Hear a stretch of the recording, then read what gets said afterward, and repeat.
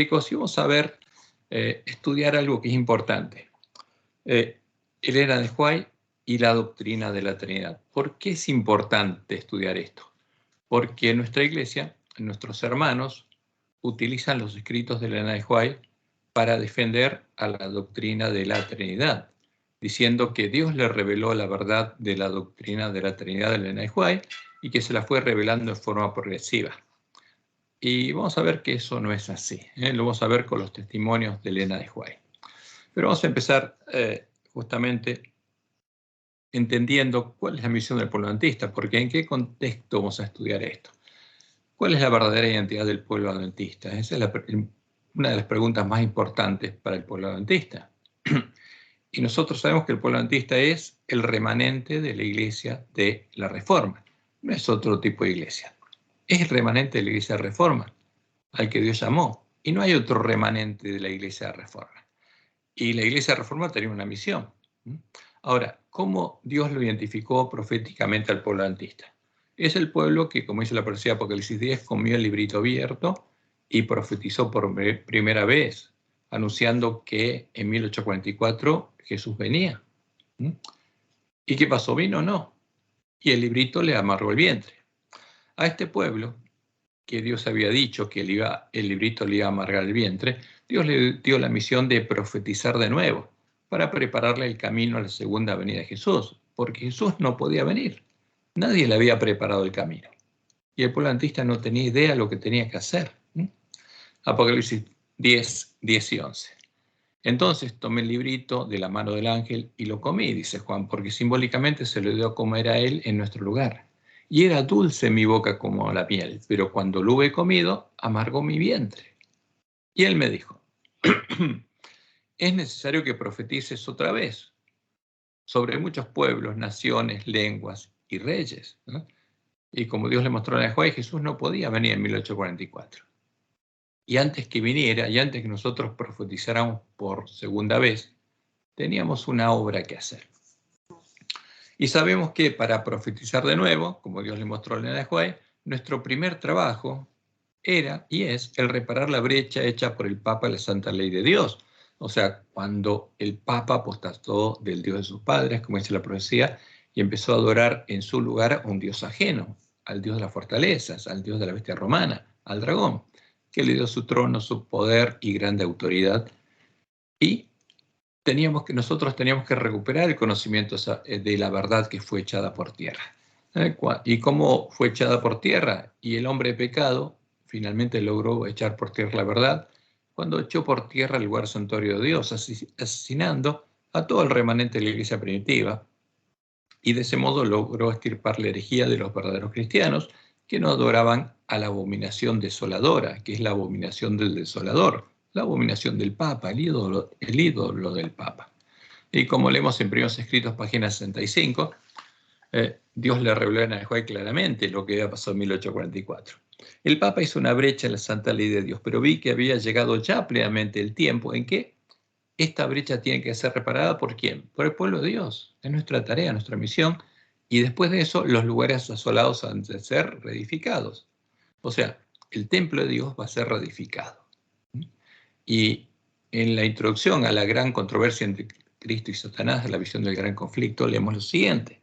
Deduzco pues que la predicación y la creencia en el evangelio primitivo, lo que tenía que llegar a conocer el pueblo adventista, irán siempre acompañadas de la misma ayuda espiritual. El mandato dado a los apóstoles pertenecía a la edad cristiana y abarcaba toda la extensión de ella. Por consiguiente, los dones se perdieron. Y eso es negado actualmente por nuestros ministros, que son guiados por los lobos vestidos de oveja, porque Roma lo niega. No se perdieron porque los tenía Roma, dicen ellos, y Roma era la iglesia, no. Porque los dones los tenía la verdadera iglesia de Cristo, a la que Roma perseguía y asesinó. Los dones se perdieron únicamente por causa de la apostasía y volverán a vivir, esa es la promesa de Dios, con el reavivamiento de la fe y prácticas primitivas. Y esa es la misión del pueblo adventista. Antes de que eso pasara, no podríamos prepararle el camino a la segunda venida de Jesús. Y finalmente, como dice el Juan, el conflicto de los siglos, página 517, antes que los juicios de Dios caigan finalmente sobre la tierra, antes de que empiece el tiempo de angustia, tiene que pasar algo, tiene que haber un pueblo que sepa qué es lo que tiene que predicar. Habrá entre el pueblo del Señor, o sea, en la iglesia remanente, en la iglesia adventista, un avivamiento de la piedad primitiva. ¿De qué piedad? La piedad primitiva, la que tenía la iglesia primitiva, cual no se ha visto nunca desde los tiempos apostólicos. El Espíritu y el poder de Dios serán derramados sobre sus hijos antes de que empiece el tiempo de angustia. ¿Por qué? Porque Dios nos tiene que preparar. Entonces, cuando recuperáramos el conocimiento de Dios y del Evangelio que tenía la iglesia primitiva, porque esa es la verdad, cuando la verdadera semilla del reino fuera sembrada en nuestros corazones, entonces podríamos empezar a entrar al templo de Dios, porque el Espíritu y el poder de Dios serían derramados nuevamente sobre sus hijos, como ocurrió en Pentecostés del año 31, y los lugares asolados serían reedificados. Y después, al final de ese tiempo de prueba, llegaría a haber 144.000 columnas del templo de Dios. Y eso ocurriría antes del tiempo de angustia, y solo ellos serían confesados por Jesús con parte de su esposa. Porque Jesús tiene que ir con su esposa a pelear la batalla. Pero tiene que haber una esposa. Y tienen que haber vencedores a los que Jesús haya confesado en el juicio investigador, que son las bodas del Cordero. Como leemos en Apocalipsis 11, 1 y 2. Porque después de Dios decirle al polantista que tiene que profetizar de nuevo, le dice lo siguiente. Entonces me fue dada una caña semejante a una vara de medir, dice Juan, y se me dijo, levántate y mide el templo de Dios. Pero fue echado por tierra. Pero hay que medirlo. Y el altar. O sea, el templo de Dios en la profecía es el tabernáculo. Y el altar está en el atrio. ¿Y qué pasó en el atrio? Ahí Dios trajo la ofrenda y pagó el precio de nuestra redención.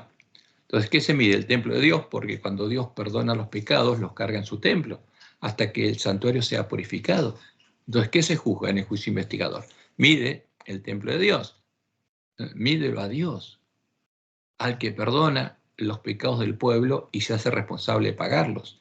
Y el altar mide la justicia de Dios, cómo Dios paga. ¿Y a quién más se mide? A los que adoran en el templo. Pero el patio que está fuera del templo, déjalo aparte y no lo midas. Por eso es importante para el pueblo adventista entender cuál es la puerta y cómo se entra ese templo y entrar y estar dentro del templo, especialmente la última generación. Porque si estamos afuera del templo, no vamos a ser medidos. No lo midas, porque ha sido entregado a los gentiles. ¿Quiénes están en el atrio? Los gentiles, los paganos, los que hollaron la ciudad santa 42 meses. Entonces, si nosotros estamos afuera, estamos con los gentiles y no somos parte del templo de Dios. Por eso Jesús le dice al ángel de la iglesia de Reforma, Apocalipsis 3:8, yo conozco tus obras. He aquí he puesto delante de ti una puerta abierta. ¿Y a dónde lleva esa puerta? Es la puerta por la que entraban los miembros de la iglesia primitiva al templo de Dios, la cual nadie puede cerrar. Porque aunque tienes poca fuerza, porque el ángel de la iglesia primitiva no tenía el poder, de la iglesia de Reforma, no tenía el poder de los miembros de la iglesia primitiva. Como Jesús le dijo a los discípulos, recibiréis poder cuando reciban el Espíritu Santo. Pero el ángel de la Odisea, como no conoce la verdad, y antes de eso el ángel de Filadelfia, como no conocía la verdad, no tenía poder. Tienes poca fuerza. Pero a pesar de eso, el ángel de la iglesia de Reforma había guardado la palabra de Dios y no has negado mi nombre. Y Jesús fue claro. En Juan 19 leemos, yo soy la puerta. El que por mí entrare será salvo.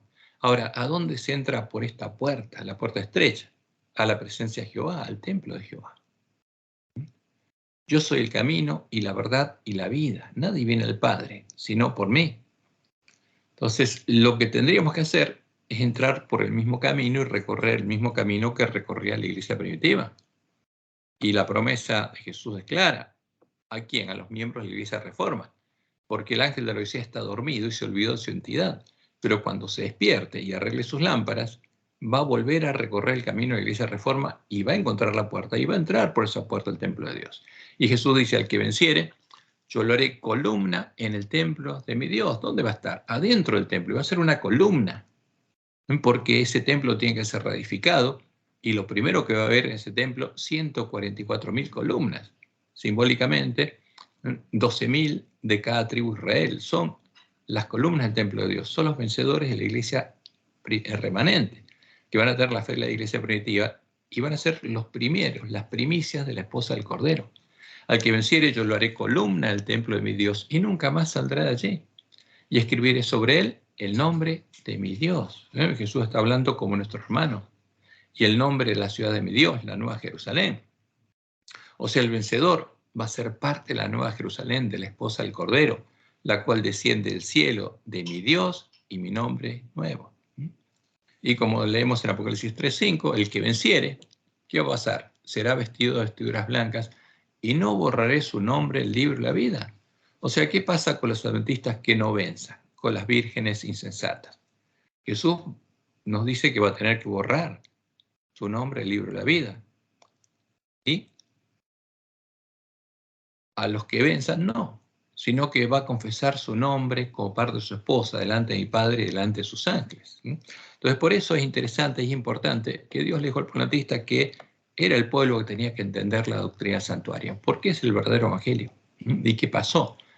¿Y por cuál es el templo de Dios? Y el templo de Dios está simbolizado como el tabernáculo, que tenía un lugar santo, un lugar santísimo, y estaban separados hasta que Jesús murió y el velo se rasgó de arriba abajo porque ya no hay diferencia entre el lugar santo y el lugar santísimo.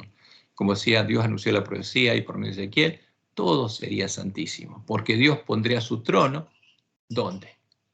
En sus hijos, que están simbolizados como Dios les mostró en el juez. La lámpara, el altar de incienso y la mesa de las paredes de proposición son un símbolo y reflejan la imagen de los que entran ahí. Y en ellos va a morar Dios. Este es el templo. Y afuera que está el altar del sacrificio, que es un símbolo, un tipo donde Dios ofreció su cordero y cargó nuestros pecados en él. Y Jesús murió en el atrio, que es un símbolo del reino del príncipe de este mundo, murió en el reino de Satanás, tomando nuestro lugar, el lugar de los esclavos del pecado, para que nosotros pudiéramos ser libres y entrar y vivir en el templo de Dios, donde Él vivía. Él tomó nuestro lugar para que nosotros pudiéramos tomar el lugar de Él. Y cuando Él murió, se cumplió la profecía del altar y de todos los sacrificios, y todo lo que era simbólico fue reemplazado por lo real. Y ahí apareció ese camino nuevo y vivo que dice el autor de Hebreos en Hebreos 10, que se nos abrió para ir a la presencia de Dios. Y la fuente estuvo disponible, que antes era simbólica. Y hay un camino para que los esclavos del pecado ahora seamos liberados, podamos nacer de nuevo de Dios y entrar al templo de Dios. Y empezar a ser transformados por Dios a imagen de Jesús. Y cuando Dios complete esa obra, nos pone en la mesa de los panes de la proposición, como panes ya sin levadura, sin la levadura del pecado, limpios de pecado, reflejando la imagen de Jesús. Ahora, pero Jesús no iba a venir sin que se recuperara el conocimiento de la verdad y Dios empezara a hacer la misma obra que estaba haciendo con los miembros de la iglesia primitiva en este tiempo, con todos los que tuvieran hambre y sed de justicia. Y la misión de preparar ese camino, el camino para que Dios empezara a hacer esa obra, era del pueblo adventista. Es la primera parte de nuestro trabajo. Y al final, como Jesús lo anunció, Apocalipsis 14:1, después miré y aquí el Cordero estaba en pie sobre el monte de Sión, simbolizado por la mesa de los panes de la proposición, y arriba está ¿quién? La iglesia triunfante, la Nueva Jerusalén, y con él 144.000 que tenían el nombre de él y el de su padre escrito en la frente. Como dice Apocalipsis 14, del 1 al 5, esas son las primicias de la esposa del Cordero. No es toda la cosecha de la última generación, son las primicias cosechadas en el campo del padre familia.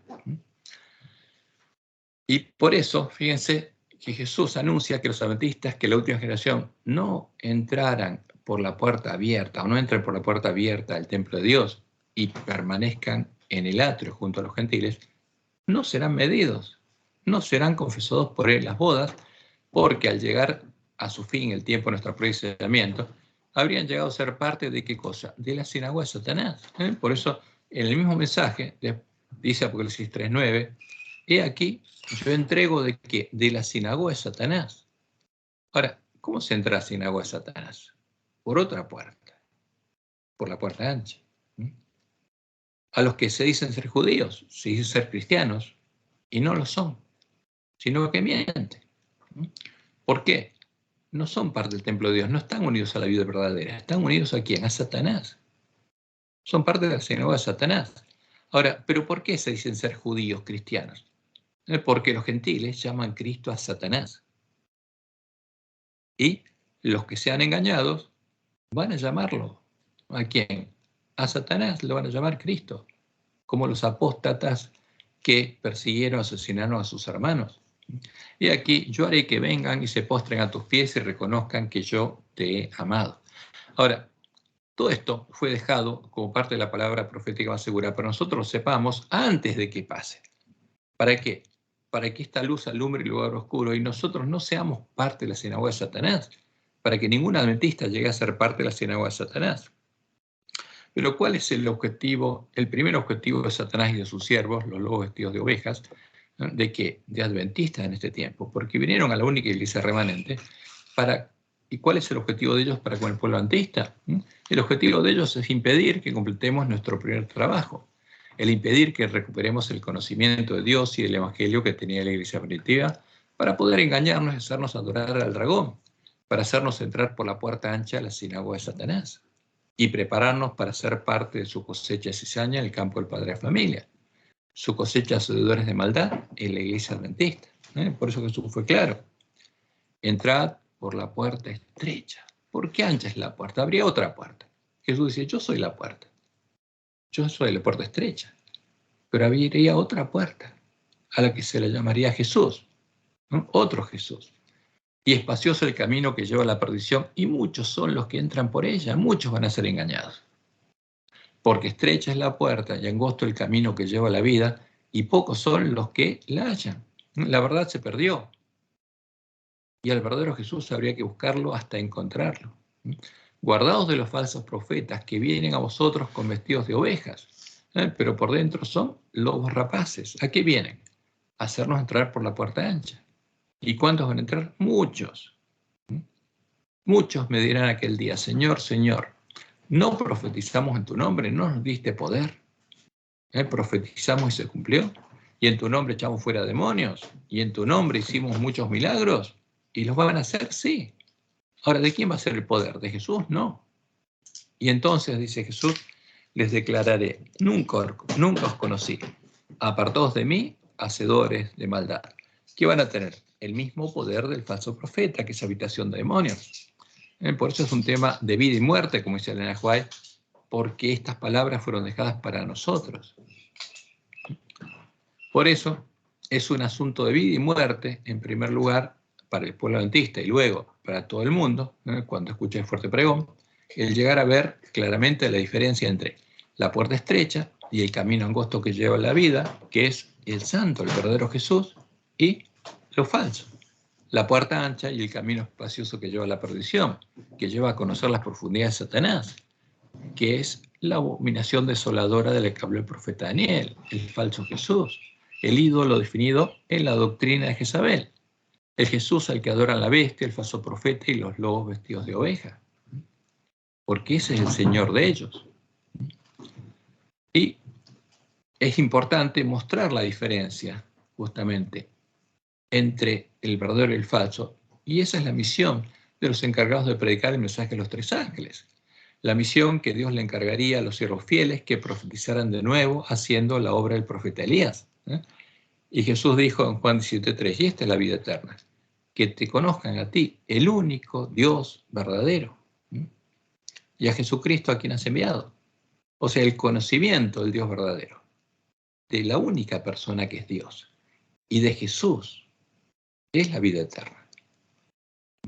Y por supuesto, Satanás trataría de impedir que esto sucediera, porque le costó 1260 años echar por tierra el lugar santuario de Dios y la verdad, y buscaría impedir que se produjera el verdadero reavivamiento de la piedad de la iglesia primitiva. Y lo importante, nosotros tengamos en cuenta el contexto. ¿Por qué? Porque cuando Dios le dio a Elena White la visión del gran conflicto y las instrucciones que debíamos seguir para encontrar la verdad, una cosa es segura. La verdad que debíamos recuperar, fíjense, no era el conocimiento de Dios que tenían las iglesias caídas, y especialmente definido en la doctrina de la Trinidad, doctrina que Elena de White había conocido en su infancia, porque ella era metodista y fue bautizada en nombre de la Trinidad. Porque como Dios le dijo, esos eran parte de los errores heredados de los paganos y los papistas. Esa es la doctrina de Jezabel, la doctrina que creó Balaam con cosas sacrificadas a los ídolos, y Jezabel empezó a enseñar al pueblo de Dios para hacerlo cometer fornicación y adorar al dragón. Y eso es claro, no era el conocimiento de la Trinidad. Tampoco era el conocimiento que tenían nuestros hermanos que eran arrianos, porque Dios le dijo que ellos estaban contaminados con los errores heredados de los paganos y los papistas. Y no era el conocimiento del Evangelio que tenían las iglesias caídas y el pueblo adventista, porque también estaba contaminado con los errores heredados de los paganos y los papistas. Y tampoco era el conocimiento del sábado, porque el tema del conflicto no es el sábado. Porque el hombre de pecado adoró a un Dios ajeno, violando todos los mandamientos. Y fíjense, no era guardar el sábado en vez del domingo, porque cuando Dios le dio la visión a Elena de White en 1858, ese conocimiento ya lo habían recuperado los adventistas y estaban guardando el sábado. Y eso ocurrió antes de que Elena de White recibiera la visión del gran conflicto. Entonces, por eso tenemos que tener en cuenta el contexto de las siguientes declaraciones que encontramos en primeros escritos, páginas 243 y 249. Dijo mi ángel acompañante, han quedado nuevamente chasqueados en su expectación. Jesús no puede venir todavía a la tierra. ¿Podía venir en 1844? No. ¿Qué tienen que hacer? Ellos tienen que soportar mayores pruebas por él. Deben renunciar ¿a qué? A traiciones y errores recibidos de los hombres y volverse por completo a Dios y a su palabra. Deben ser purificados, emblanquecidos y probados. Primero tienen que conocer la verdad y después tienen que ser purificados, emblanquecidos y probados. Dios tiene que hacer una obra con ellos y va a haber una amarga prueba.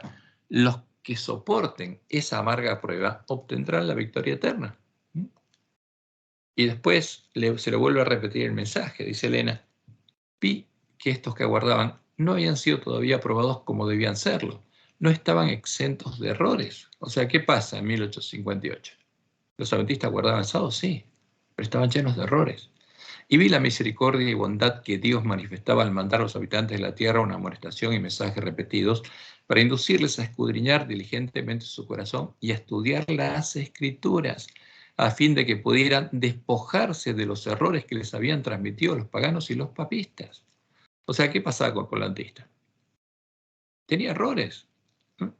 Tenía errores recibidos los paganos y los papistas. Mediante estos mensajes, Dios ha estado sacando a su pueblo a donde pueda él obrar en su favor con mayor poder. Lo estaba separando de las iglesias caídas y donde puedan ellos guardar todos sus mandamientos. Pero para guardarlos, tenían que conocer la verdad. Y por eso leemos en Mensajes Élicos tomo 1, un reavivamiento de la verdadera piedad entre nosotros es la mayor y más urgente de todas nuestras necesidades. El buscar esto debe ser nuestro primer trabajo. O sea, sin conocer la verdad, el pueblo adventista no podía avanzar. El primer trabajo del pueblo adventista es conocer la verdad. Y el primer trabajo de Satanás es evitarlo. Debe haber un esfuerzo ferviente para obtener la bendición del Señor. No porque Dios no esté dispuesto a otorgarnos su bendición, sino porque no estamos preparados para recibirla. O sea, ¿cuál era la preparación necesaria? Tenía que conocer la verdad. Como Jesús, cuando preparó a los discípulos, predicándoles por 40 días el Evangelio del Reino, para que conocieran cuál es la verdad, cuál era el reino de Dios y lo que Dios iba a hacer con ellos, lo mismo tenemos que hacer nosotros, tenemos que conocer nosotros para estar preparados para recibir la lluvia temprana. Nuestro Padre Celestial está más dispuesto a dar su Espíritu Santo a los que se lo piden que los padres terrenales a dar buenas dádivas a sus hijos. Y es evidente que ellos, incluyendo a Elena de White, debían recuperar el verdadero conocimiento de Dios y el Evangelio, del Evangelio del Reino de Dios, el Evangelio primitivo, para llegar a guardar los mandamientos de Dios y llegar a tener la fe de Jesús, para poder recibir el Espíritu Santo la promesa y finalmente llegar a tener el mismo testimonio que Jesús, llegar a reflejar plenamente la imagen de Jesús y recibir el sello de Dios, como dice la de Juan en Primeros Escritos, página 71. los que reciban el sello del Dios vivo y sean protegidos en el tiempo de angustia, deben reflejar plenamente la imagen de Jesús. Pero para que eso pasara, primero teníamos que conocer la verdad. Entonces, ¿qué pasaría en nuestra iglesia? O sea, y tenemos que ver lo que pasó en la historia porque Satanás repite las estrategias que le dieron fruto. Y el tipo, ¿qué es un moscardón? Tenemos adentro de la casa un moscardón que entró porque prendimos la estufa y salió de la leña y está dando vueltas por acá arriba. Bueno, el tipo, la guerra del dragón contra la palabra de Dios. En la visión del gran conflicto le fue mostrado a Elena de White cómo fue que el hombre pecado echó por tierra la verdad y por qué sus siervos cambiaron las palabras de la Biblia. Primeros Escritos, página 214. Me fue mostrado un tiempo en que Satanás triunfaba especialmente. Multitudes de cristianos eran muertos de una manera espantosa porque querían conservar la pureza de su religión. Estos eran los que conocían la verdad. Y Satanás buscaba asesinarlos. Y la Biblia era odiada. Y se hacían grandes esfuerzos para raerla de la tierra. A la gente se le prohibía leerla, so pena de muerte, y todos los ejemplares que se podían encontrar eran quemados. Pero vi que Dios tuvo cuidado especial de su palabra y la protegió. En diferentes periodos solo quedaron unos cuantos ejemplares de la Biblia, pero Dios no consintió que se perdiera su palabra, porque en los últimos días los ejemplares iban a multiplicarse de tal manera que cada familia podría poseerla. Pero ¿qué vio adicionalmente? ¿Qué le mostró Dios a Elena? Como encontramos en la página 220 al 221. Vi que Dios había guardado en forma especial la Biblia. Sin embargo, cuando los ejemplares de ella eran pocos, hubo sabios que en algunos casos cambiaron las palabras. ¿Qué le dice Dios a Elena de White? Las Biblias que tienen ustedes no son las originales. ¿Por qué? Porque algunas palabras fueron cambiadas por los sabios de Roma, pensando que estaban haciendo más claro su sentido cuando en realidad estaban confundiendo lo que era claro e inclinándolo hacia sus opiniones establecidas que eran gobernadas por la tradición. ¿Qué buscaban ellos? Reflejar claramente en nuestras Biblias su tradición, no la verdad, la mentira. Y eso pasó con nuestras Biblias. Por eso, en el capítulo 11 de Apocalipsis, Jesús nos dice que lo que tenemos en nuestras manos son los cadáveres de los dos testigos y que tenemos que estudiarlas, nuestras Biblias, como le dicen las vírgenes, tienen que arreglar sus lámparas para que los dos testigos vuelvan a la vida. Y nos dio la forma de estudiarlas. Por eso dice Elena, pero vi que la palabra de Dios en conjunto es una cadena perfecta, de la cual una porción se vincula con la otra y la explica. Porque como dice Pablo en 1 Corintios 14, Dios no es un Dios de confusión y sus profetas están sujetos a los profetas, por lo cual nunca la palabra de Dios tiene que contradecirse. Ahora, ¿qué pasa cuando hay palabras que no son inspiradas por Dios? Y vamos a encontrar que esas palabras contradicen a las palabras de los profetas anteriores. Y esa es la forma más clara de darnos cuenta que ahí los sabios de Roma metieron la mano y que no son palabras de Dios. Y dice Elena, porque no solo es la palabra de Dios clara y sencilla al presentar el camino de la vida, sino que el Espíritu Santo es dado como guía para comprender el camino de la vida en ella revelado. Y en Apocalipsis, en Conflicto de los Siglos, página 639, leemos, en su afán por desacreditar los preceptos divinos, Satanás pervirtió las doctrinas de la Biblia, de suerte que se incorporaron errores en la fe de millares de personas que profesan creer en las Santas Escrituras. ¿Por qué? Porque les leen los pasajes que cambiaron los sabios de Roma para hacerles creer en la mentira. Ese es el tema. Por eso tendríamos que arreglar nuestras lámparas. Porque Dios no es un Dios de confusión, como dice Pablo.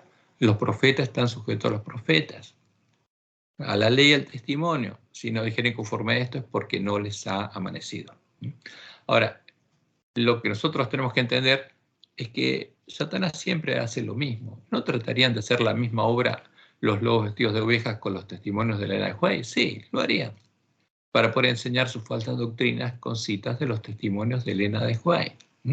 No vamos a mostrar, en algunos casos es evidente cómo lo cambiaron, pero no es el objetivo nuestro mostrar eso, sino queremos mostrar justamente, como dice Elena de White, nosotros tenemos que encontrar los claros y categóricos, así dice Jehová, en los que Él revela un tema. Y nada puede acordarse de eso. Y vamos a ver que Elena de White sí también tiene testimonios claros y categóricos acerca de lo que es la doctrina de la Trinidad.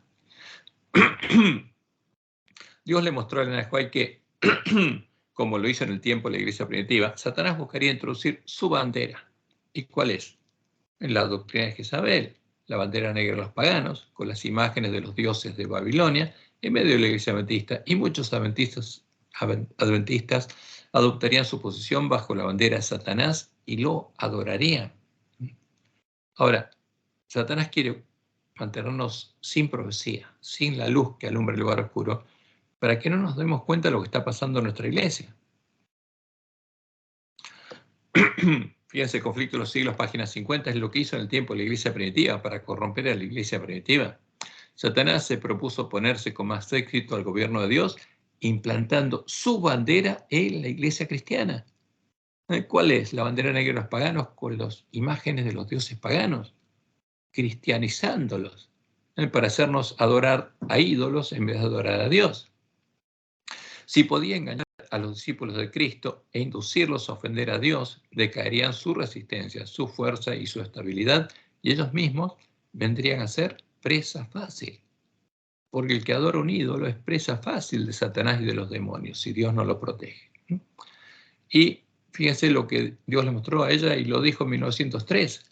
Una cosa es cierta, los adventistas del séptimo día que adoptan su posición bajo la bandera de Satanás.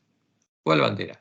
La misma bandera que introdujo al tiempo de la apostasía, la bandera que eleva a la Iglesia Católica, el Dios de Roma. Los adventistas del séptimo día que adoptan su posición bajo la bandera de Satanás, primero abandonarán su fe en las advertencias y reproches contenidos en los testimonios del Espíritu de Dios. La palabra profética más segura, que alumbra como una antorcha en el lugar oscuro, nos muestra que los lobos que vendrían a nosotros vestidos de ovejas, de adventistas del séptimo día, tratarían especialmente de corromper el conocimiento de Dios que estaba adquiriendo el pueblo adventista, para poder hacerlo adorar a otros dioses antes que a Dios, a los dioses de Roma, y hacerlos entrar por la puerta ancha a la sinagoga de Satanás, y hacerle al pueblo adventista recorrer el camino espacioso que lleva a la perdición. Y Elena es clara, 1915, dice ella. Os digo ahora que cuando yo sea consignada al descanso sucederán grandes cambios. No sé cuándo seré tomada y deseo amonestar a todos contra los medios que usa el diablo. Quiero que la gente sepa que los he amonestado cabalmente antes de mi muerte. No sé qué cambios específicos tendrán lugar, pero deben vigilar todo pecado concebible que Satanás trate de inmortalizar, ¿no? Porque Satanás va a actuar en la iglesia adventista. Y Dios se lo permitiría, porque Dios es un Dios de libertad. Y como en el Edén permitió que Satanás le ofreciera a Adán y Eva un conocimiento especial, también le permitiría que tratara de seducir al pueblo adventista, ¿no? Pero no lo dejó a oscuras respecto a este tema. Por eso Elena de White dice, habrá espíritus seductores y doctrinas de demonios en medio de la iglesia. ¿Dónde van a estar los espíritus seductores? En la iglesia adventista. Y estas influencias malignas aumentarán, pero aferraos al comienzo de vuestra confianza y permaneced firmes hasta el fin. O sea, ¿cuál es la misión de los espíritus de demonios en la iglesia adventista? Entrar a las personas que los adoran, como si fueran el Espíritu de Dios, y hacer germinar el corazón de ellos la semilla de la cizaña, y llevarlos a conocer las profundidades de Satanás, o sea, transformar su carácter para que reflejen plenamente el carácter de Satanás. Es la obra contraria a la del Espíritu de Dios. Y por eso Elena White dice lo siguiente, advierto a nuestro pueblo que incluso entre nosotros algunos se apartarán de la fe y seguirán a espíritus seductores y doctrinas de demonios. Y por ellos la verdad será difamada. ¿Por qué? Porque el que predique la verdad lo van a difamar y a la verdad la van a difamar. Ocurrirá una obra maravillosa. Los ministros, abogados y médicos que han permitido que esas falsedades rijan su espíritu de discernimiento serán ellos mismos engañadores, unidos a los engañados. Una ebriedad espiritual se apoderará de ellos. ¿Por qué? Porque habrán bebido el vino de Babilonia. Y la próxima cita, Elena dice, habrá aún entre nosotros mercenarios y lobos con piel de oveja, que tratarán de persuadir al rebaño de Dios a que ofrezca sacrificios a quienes, a otros dioses antes que a Dios, antes que a Jehová. Los jóvenes que no están asentados, arraigados y afirmados en la verdad, serán corrompidos y arrastrados lejos por los ciegos, guías de ciegos. Y es triste, pero pasaría, y tiene que pasar, y está pasando.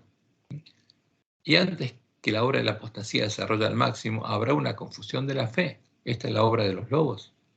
Cuando el ángel de la Odisea, justamente, estuviera dormido, cuando las vírgenes estuvieran dormidas, y sus ojos no estuvieran cerrados a la luz de sus lámparas y confiaran en los hombres, ¿qué harían los lobos? Confundirían la fe del pueblo adventista. No habrá ideas claras y definidas concernientes al misterio de Dios. Una verdad tras otra será corrompida. ¿Respecto a quién? A Dios. Y esta es la palabra profética más segura. La advertencia de Dios es clara y directa. En la iglesia adventista del séptimo día, cuando muriera Elena de White, sucederían grandes cambios. Habría espíritus seductores y doctrinas de demonios. Se introduciría la bandera de Satanás en medio de la iglesia adventista. Y ministros, abogados y médicos serían seducidos y convertidos en engañadores. Y los lobos buscarían que ofreciéramos sacrificios a otros dioses, a sus dioses, a los dioses de Babilonia, a los dioses de Jezabel, antes que a Dios, antes que a Jehová. Y como sucedió en las iglesias caídas, los jóvenes serían corrompidos y arrastrados lejos por ciegos, guías de ciegos. Nuestros ministros estarían ciegos y estarían siendo guiados por los lobos y guiarían a los ángeles de la Odisea, ¿a dónde? Lejos del camino. Y el conocimiento de Dios que estaba adquiriendo el pueblo adventista para llegar a tener la fe de la iglesia primitiva sería corrompido. Una verdad tras otra sería corrompida. Y como resultado, el pueblo adventista no tendría ideas claras y definidas respecto al misterio de Dios. No habría encontrado la puerta abierta y estaría confundido. El pueblo, nosotros, los ciegos y nuestros dirigentes, los ciegos guías de ciegos, no podríamos ver la diferencia entre la puerta ancha y el camino espacioso que lleva a la perdición y la puerta estrecha y el camino angosto que lleva a la vida.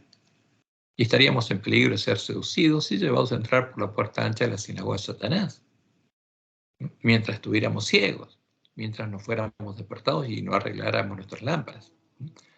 Y si creemos a la palabra profética más segura, si creemos que lo que Dios anunció se cumple, ¿podemos creer que es la verdad la que está reflejada en las 28 creencias fundamentales?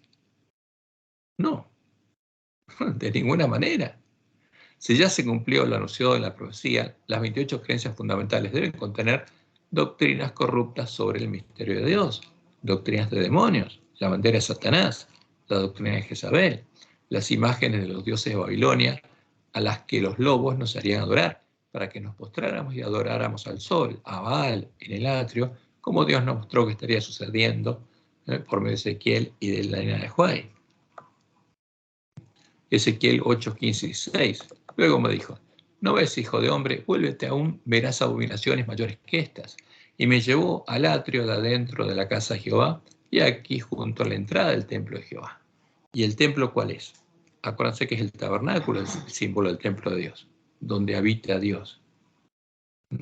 Y junto a la entrada del templo de Jehová, o sea, fuera del templo, entre la entrada y el altar, aquí está el altar y aquí estarían todos los varones ancianos, con 25 varones, sus espaldas vueltas al templo de Jehová, y sus rostros hacia el oriente, y adoraban al sol, postrándose hacia el oriente.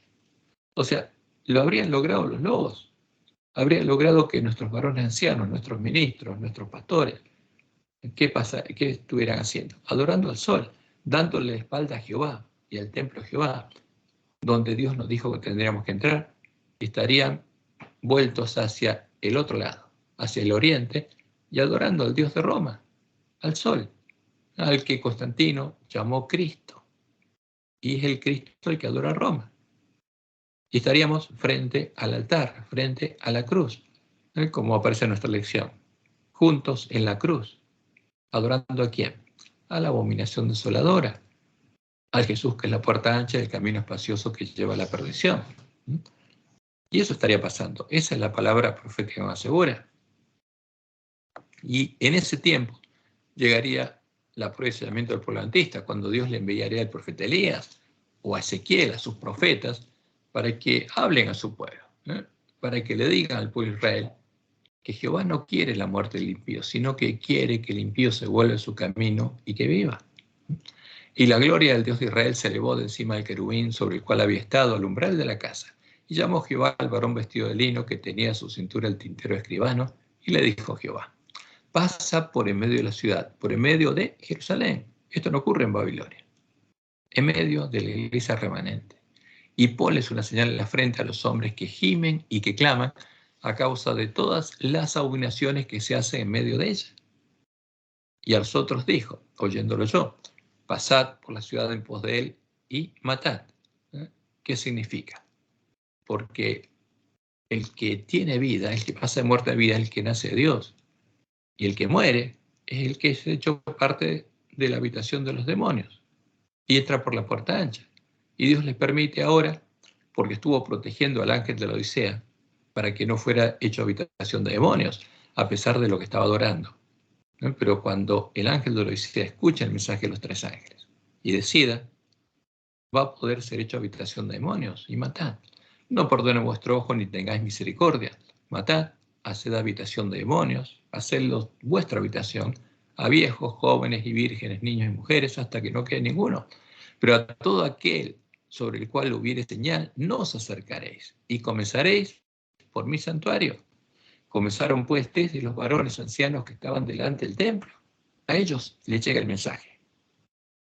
Y tienen que decidir, son los primeros. Tienen que decidir. Y son los primeros que van a ser hechos parte del templo de Jehová o parte de la sinagoga de Satanás. Y como dice Elena de White, esto se refiere a nosotros. Notemos con cuidado este punto. Aquellos que reciben la marca pura de la verdad, que el Espíritu Santo estampó en ellos, son los que se angustian y lloran por todas las abominaciones que se cometen en la iglesia. Habría espíritus seductores y doctrinas de demonios en la iglesia adventista. Especialmente la obra final de la iglesia en el tiempo del sellamiento de los 144.000. ¿Dónde son sellados? En la iglesia adventista. Son adventistas del séptimo día, son las primicias del esposo del Cordero. En el tiempo del sellamiento de los 144.000 que permanecerán sin mancha ante el trono de Dios, porque van a ser panes y levadura, sentirán más profundamente los errores del pueblo elegido de Dios, porque el ángel de la Odisea va a ser despertado y las vírgenes sensatas van a recorrer el camino angosto que lleva la vida. Y como él lo indicó, en la última generación, Dios le enviaría a su pueblo mensajeros con un mensaje diferente al que estarían predicando nuestros hombres prominentes. Un mensaje con la luz y la verdad para este tiempo. El mensaje de Elías, el mensaje que nos mostraría cuál es la verdadera puerta que Jesús dejó abierta delante de nosotros. La puerta por la que se entra al templo de Dios. Testimonios para los ministros, páginas 106 y 475, dice Elena. Nadie debe pretender que tiene toda la luz que existe para el pueblo de Dios. El Señor no tolerará esta condición. Él ha dicho: he aquí he puesto delante de ti una puerta abierta a la cual nadie puede cerrar. Aun cuando nuestros hombres prominentes rechacen la luz y la verdad, esa puerta permanecerá aún abierta. ¿Para quién? Para el pueblo adventista.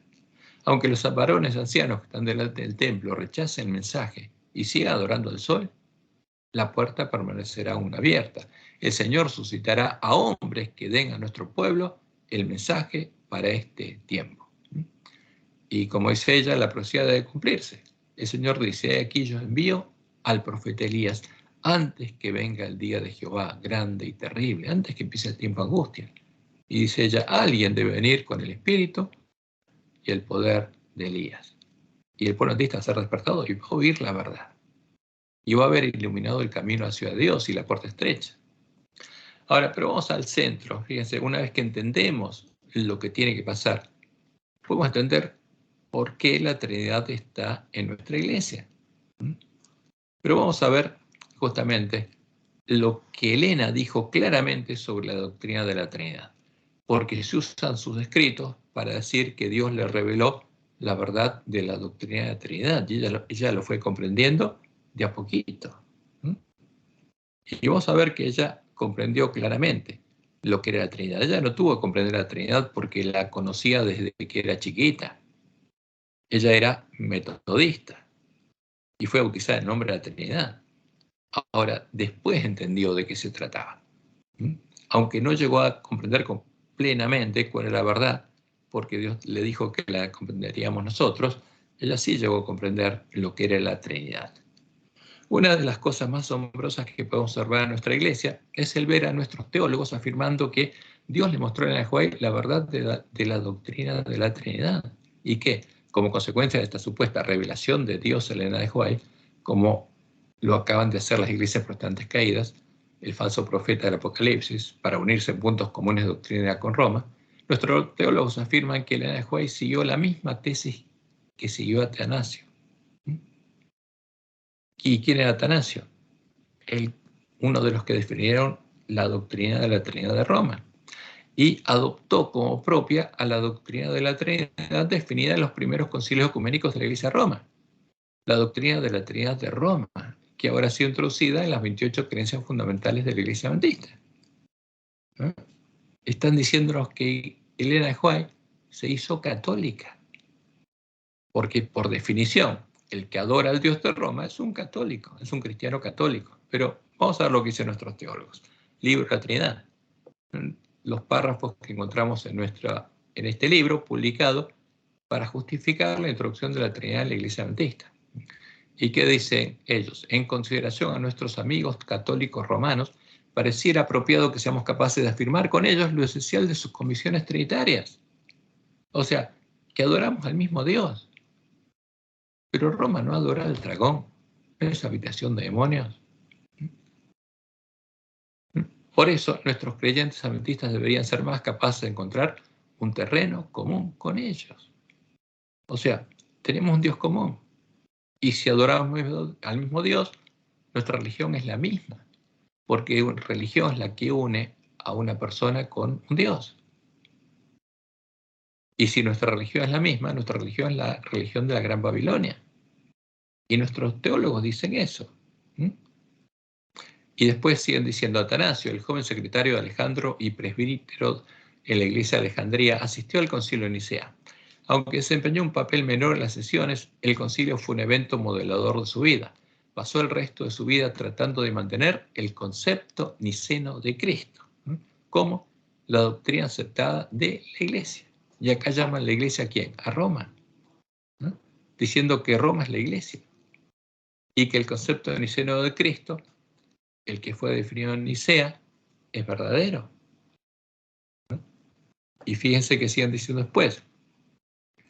Por el tiempo de su muerte, en el 373, Atanasio había convencido a la mayoría de los teólogos cristianos de la necesidad de usar la nueva terminología, más bien que autolimitarse a los términos que aparecían en la Biblia. ¿Qué nos dicen? Nuestros teólogos que saben que los términos con los que fue definida la Trinidad no estaban en la Biblia. No es una doctrina bíblica. Fue definida el Concilio de Nicea y era una nueva terminología. Ahora, esos términos están en nuestras Biblias. ¿Por qué? Porque como Dios les mostró a Juan, fueron introducidos por los sabios de Roma en nuestras Biblias. Y después vamos a ver algo de eso. ¿Y qué dicen? Que Elena de White, al seguir la misma tesis que siguió Atanasio, ¿qué dicen? Que Elena siguió la misma tesis que Atanasio, ¿no? O sea que creía en la Trinidad de Atanasio, la de Roma, creía en la doctrina de Jezabel. Eso dicen nuestros teólogos, los que escribieron este libro. Al seguir la misma tesis que siguió Atanasio y los primitivos escritores trinitarios, lo expresó de esta manera. Y ellos ponen ahí una expresión que supuestamente, teóricamente, tendría que venir en el White, pero no es así. Cuando uno ve los manuscritos, lo que ellos ponen ahí no es lo que escribió Elena de White, porque ponen ahí una transcripción prácticamente de la tesis de Atanasio. Ahora, el problema con esta afirmación es que, además de necesitar cambiar las palabras de Elena de White en sus escritos, como lo hicieron, ¿no?, para sostenerla, deben negar que la Iglesia de Roma es la mujer de Isabel y llamarla la Iglesia de Cristo, como lo hacen, negando los hechos que son el cumplimiento de la profecía y podemos ver en la historia y las claras definiciones de Elena de White sobre este tema. Vamos a ver algunas de estas definiciones. Primero, Elena de White sostuvo que mediante el uso de los dogmas de la filosofía pagana, los dogmas que usó Atanasio para la definición del concepto niceno de Cristo, se introdujeron graves errores en la fe cristiana. Y fíjense, esto es justamente lo contrario de adoptar como propios los conceptos filosóficos usados por Atanasio en la definición de la doctrina de la Trinidad. Es exactamente lo contrario de lo que afirman nuestros teólogos. Conflicto de los Siglos, páginas 62 y 63. Aún antes del establecimiento del papado, las enseñanzas de los filósofos paganos habían recibido atención y ejercido influencia dentro de la Iglesia. Muchos de los que profesaban ser convertidos se aferraban aún a los dogmas de su filosofía pagana. Y no solo seguían estudiándolo ellos mismos, sino que inducían a otros a que los estudiaran también, a fin de extender su influencia entre los paganos. Así se introdujeron graves errores en la fe cristiana. ¿Cómo? Introduciendo estos conceptos, los que usó Atanasio, y que no estaban en la Biblia. Entonces, hay que negar esto para decir que Elena de White adoptó los mismos dogmas que Atanasio.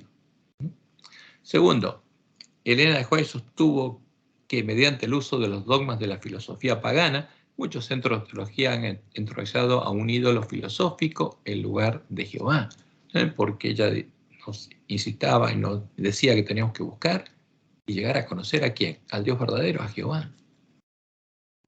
Y Conflicto de los Siglos, también página 640. Es tan fácil hacer un ídolo de las falsas doctrinas y teorías como tallar un ídolo de madera o piedra. Al representar falsamente los atributos de Dios, Satanás induce a los hombres a que se formen un falso concepto con respecto a él. Muchos han introducido un ídolo filosófico en lugar de Jehová. La idolatría existe en el mundo cristiano de hoy, tan ciertamente como existió en el antiguo Israel en tiempos de Elías. ¿A quién adoran los cristianos? Dice ella, a un ídolo. ¿Y cuál es ese ídolo? El Dios de muchos así llamados sabios o filósofos, de muchos centros de teología. No es mucho mejor que Baal, el dios sol de los fenicios. Adoran un ídolo. Ahora, si nosotros adoptamos el mismo ídolo de todos los centros de teología para adorar al mismo Dios que esas iglesias, porque estos centros de teología eran dirigidos por lobos vestidos de ovejas que hacían que estos teólogos adoraran al Dios de Roma. Ahora, si ese mismo ídolo es introducido en nuestra iglesia, ¿a qué adoramos? A un ídolo filosófico. Resulta evidente que nuestros teólogos, luego de estudiar y aceptar como verdaderos a los dogmas de la filosofía pagana en sus clases de filosofía, materia obligatoria en nuestras facultades de teología, también adoptaron como propios a los graves errores introducidos de ese modo en la fe cristiana. Adoptaron como propios ¿a quién? Al ídolo filosófico creado por Roma. Lo pusieron en lugar de Jehová, como lo hizo el hombre de pecado, y están indicando que esa doctrina fue adoptada también por Elena de White. Y no es así. Vamos a ver que no. A ver, tercer punto. Por medio de la White, Dios nos advirtió que la iglesia adventista sería introducida la bandera de Satanás, el ídolo filosófico que Roma puso en lugar de Jehová, y que los adventistas que adoptaron su posición bajo la bandera de Satanás no estarían siendo guiados siguiendo las advertencias del Espíritu de Dios, no estarían siguiendo la tesis que habría adoptado en el juez, sino espíritus seductores y doctrinas de demonios. Y son las citas que ya vimos, las repetimos. Conflicto de los Siglos, página 50. Satanás se propuso ponerse con más éxito al gobierno de Dios, implantando su bandera en la iglesia cristiana. ¿Y con quién la introdujo? Por medio de Balaam. Si podía engañar a los discípulos de Cristo e inducirlos a ofender a Dios, decaerían su resistencia, su fuerza y su estabilidad, y ellos mismos vendrían a ser presa fácil. ¿Y cómo buscaría acercar la iglesia adventista? Del mismo modo. Como dice ella, habrá espíritus seductores y doctrinas de demonios en medio de la iglesia, y estas influencias malignas aumentarán. Y, como dice ella, los adventistas del séptimo día que adoptan su posición bajo la bandera de Satanás, ¿quién la introduce? Los lobos. Y los adventistas adoptan su posición bajo esa bandera. Primero abandonarán su fe, las advertencias y reproches contenidos en los testimonios del Espíritu de Dios. Y lo más importante es que cuando el doctor Kellogg introdujo su doctrina de la Trinidad en la iglesia adventista y la sostuvo usando citas de los escritos de Elena de White, más allá del concepto panteísta que el doctor Kellogg le había asociado, Elena de White afirmó que esa era el alfa de las herejías mortíferas sobre la presencia y la personalidad de Dios. La doctrina de la Trinidad, dijo ella, era el alfa de las herejías mortíferas sobre la presencia y la personalidad de Dios. La doctrina que Jezabel había empezado a enseñar en Tiatira. La doctrina que lleva a conocer las profundidades de Satanás. La doctrina que es el fundamento de la fe de Roma, que define la imagen a la que Roma llama Dios y Cristo. Y vamos a ver algunas de estas citas de Elena de White de ese tiempo. Se me ha instruido que hable con claridad. Hazle frente, es el mensaje que se me ha dado. Hazle frente firmemente y sin demora. En el libro Living Temple se presenta el alfa de las herejías mortíferas. No la creó. ¿Quién? El doctor Kellogg. El alfa la creó Roma y creó muchas herejías. Lo que hizo el doctor Kellogg, tomó el alfa de las herejías mortíferas. Y Roma tendría también la omega, y sería introducida en la iglesia adventista, dice Elena. La omega seguirá y será recibida por los que no estén dispuestos a prestar atención a la amonestación que Dios ha dado. Y la próxima cita, que también la encontramos en el primer tomo, Mensajes Selectos, dice ella, Living Temple contiene el alfa de esas teorías, que no la creó Kellogg. El alfa la creó Roma, la creó Balaam. Sabía que la omega seguiría poco después y temblé por nuestro pueblo. Ahora, ¿quién es la madre de todas las abominaciones en la tierra? La Gran Babilonia. El alfa la creó la Gran Babilonia, no el doctor Kellogg. Y también los lobos introducirían no solamente el alfa, sino hasta la omega. Sabía que la omega seguiría poco después y temblé por nuestro pueblo.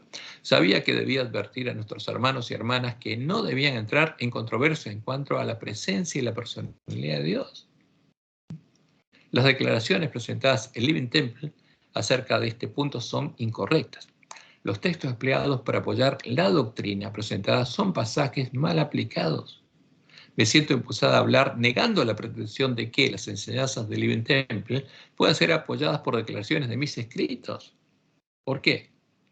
Porque el doctor Kellogg dijo que de los escritos de Elena de White se podía deducir la verdad de la doctrina de la Trinidad. Y ella lo está negando. Pero nuestros teólogos ahora dicen lo mismo, que la doctrina de la Trinidad es apoyada por las declaraciones de Elena de White. Y dice, ya quizá haya en ese libro expresiones y opiniones que estén en armonía con mis escritos. Y quizás haya en mis escritos muchas declaraciones que, tomadas aisladamente e interpretadas de acuerdo con el modo de pensar del autor del Living Temple, parecerían estar en armonía con las enseñanzas de ese libro. Porque ¿qué los la usó? Esto puede dar un apoyo aparente al acerto de que las opiniones que hay en Living Temple están en armonía con mis escritos, pero no permite a Dios que prevalezca esa opinión. Ella fue clara. No, yo no creo en la doctrina, que es el alfa de las herejías mortíferas. Y después, cuando Dios separó al pueblo adventista en dos y dejó en Battle a los apóstatas y le dijo a Elena de White que incluso los adventistas no mandes a sus hijos ahí porque él se había retirado y Satanás había tomado el control de la conferencia general de todo Battle Creek. Ella escribió esta carta diciendo que los ministros de Dios estaban siendo engañados por la ciencia de quién, de Satanás, a la que había adoptado el doctor Kellogg. Y no voy a leer todo. Pero ella dijo también, por ejemplo, aquí, lo vemos aquí arriba al comienzo, estoy muy apenada que estos hombres sensibles no puedan discernir qué cosa. El sendero de la serpiente, el rastro de la serpiente. Y dice ella, yo lo llamo así porque el Señor lo pronuncia de ese modo. O sea, ¿qué están siguiendo? Están apartándose la fe, fíjense, apartándose la fe y siguiendo a espíritus seductores y doctrinas de demonios. Apartándose la fe que ellos han creído sagrada por los últimos 50 años, que tenían que buscar la verdad.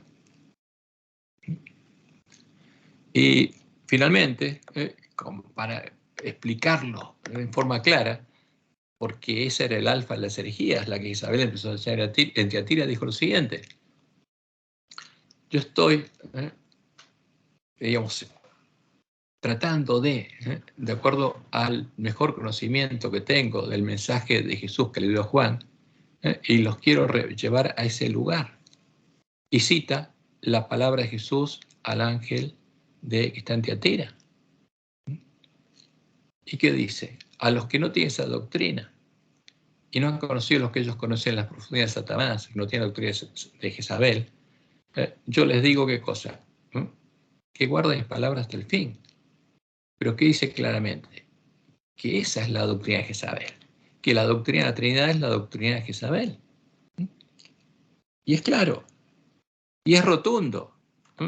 Y decir que Elena White creía que la doctrina de la Trinidad era verdadera y que Dios se la reveló, es lo que hizo Kellogg, y Dios lo permitió para que Elena White diera este claro y rotundo mensaje, diciendo que esa es la doctrina de Jezabel. Y vemos que Elena White identificó clara e inequívocamente a la doctrina de la Trinidad como la doctrina de Jezabel. Indicó que los que no ven las huellas de la serpiente están prestando oídos a espíritus seductores y a doctrinas de demonios, diciendo que la doctrina de la Trinidad es doctrina de demonios. Y citando las palabras de Apocalipsis, relacionó a la doctrina de la Trinidad de Kellogg con la doctrina enseñada por Jezabel en Tiatira, que es la doctrina de la Trinidad definida por Roma en sus concilios ecuménicos, la doctrina que lleva a conocer las profundidades de Satanás. Como leemos en Apocalipsis 2, 20 al 24, pero tengo pocas cosas contra ti, que toleras que esa mujer, Jezabel, que se dice profetiza, en la Iglesia Católica, enseña y seduzca a mis siervos a fornicar y a comer cosas sacrificadas a los ídolos. Y los que tienen esa doctrina, Jesús agrega, llegan a conocer cosas, las profundidades de Satanás, porque son hechos parte de la sinagoga de Satanás, son habitación de demonios, y los demonios los llevan a conocer las profundidades de Satanás, son transformados a la imagen de Satanás. Y después se ven los frutos, porque son hechos parte de la simiente de la serpiente. ¿Conocen nuestros teólogos estas declaraciones, las declaraciones más claras de Elena White en contra de la doctrina de la Trinidad? Sí las conocen. Saben que son sumamente claras y que nadie podría llegar a entenderlo mal. Y en el libro de la Trinidad buscan darles una explicación para torcerlas y poder justificar la introducción de esta doctrina en nuestra iglesia. Vamos a leer lo que dice. Porque ellos dicen que Elena adoptó la tesis de Atanasio. Pero adoptar la tesis de Atanasio es adoptar la doctrina de la Trinidad de Roma, a la que ella llamó el alfa de las herejías mortíferas. Pero ¿qué dicen? Mientras el conflicto se prolongó durante 1905, Elena White escribió otro documento que expuso el asunto a la iglesia en líneas tan contundentes que nadie podía entenderlo mal, dicen ellos. Y es verdad, porque es categórico ella. Ahora, pero ellos tratan de torcerlo. El manuscrito ofrece tal vez la acusación más radical y fundamental que ella escribió alguna vez contra una falsa opinión de la Trinidad. O sea, ¿qué dicen ellos? La Trinidad es verdadera y había una falsa opinión de la Trinidad, seguida por una de sus descripciones más explícitas de lo que ella consideraba ser la verdadera comprensión de la Trinidad.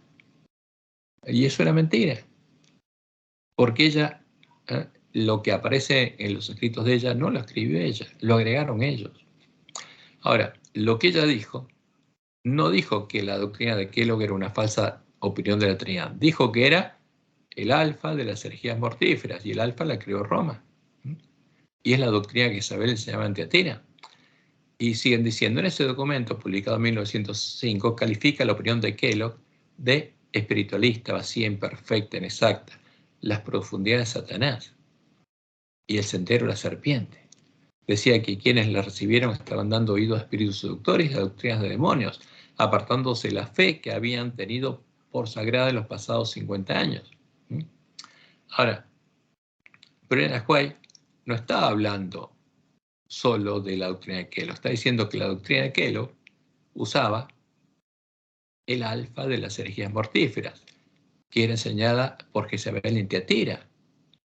Y entonces, ¿qué quiere decir eso? Que la doctrina de Kellogg era una copia de ¿quién? La doctrina de la Trinidad de Kellogg era una copia de la doctrina de la Trinidad de Roma, a la que él había agregado sus particularidades. Pero Elena White está hablando de la doctrina de la Trinidad, que no fue creada por Kellogg. ¿Qué dicen nuestros teólogos? que Elena de White identificó a la doctrina de la Trinidad de Kelos como una falsa opinión de la Trinidad y la asoció a la doctrina de la Trinidad que Jezabel enseñaba en Tiatira, la doctrina que lleva a conocer las profundidades de Satanás.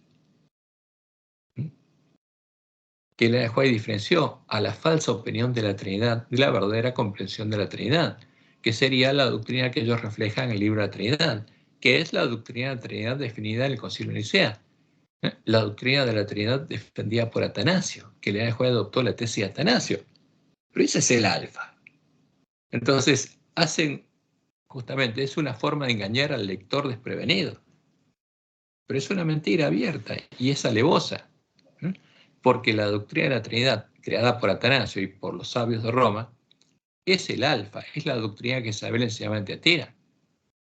Como veremos, esta es una burda y descarada mentira.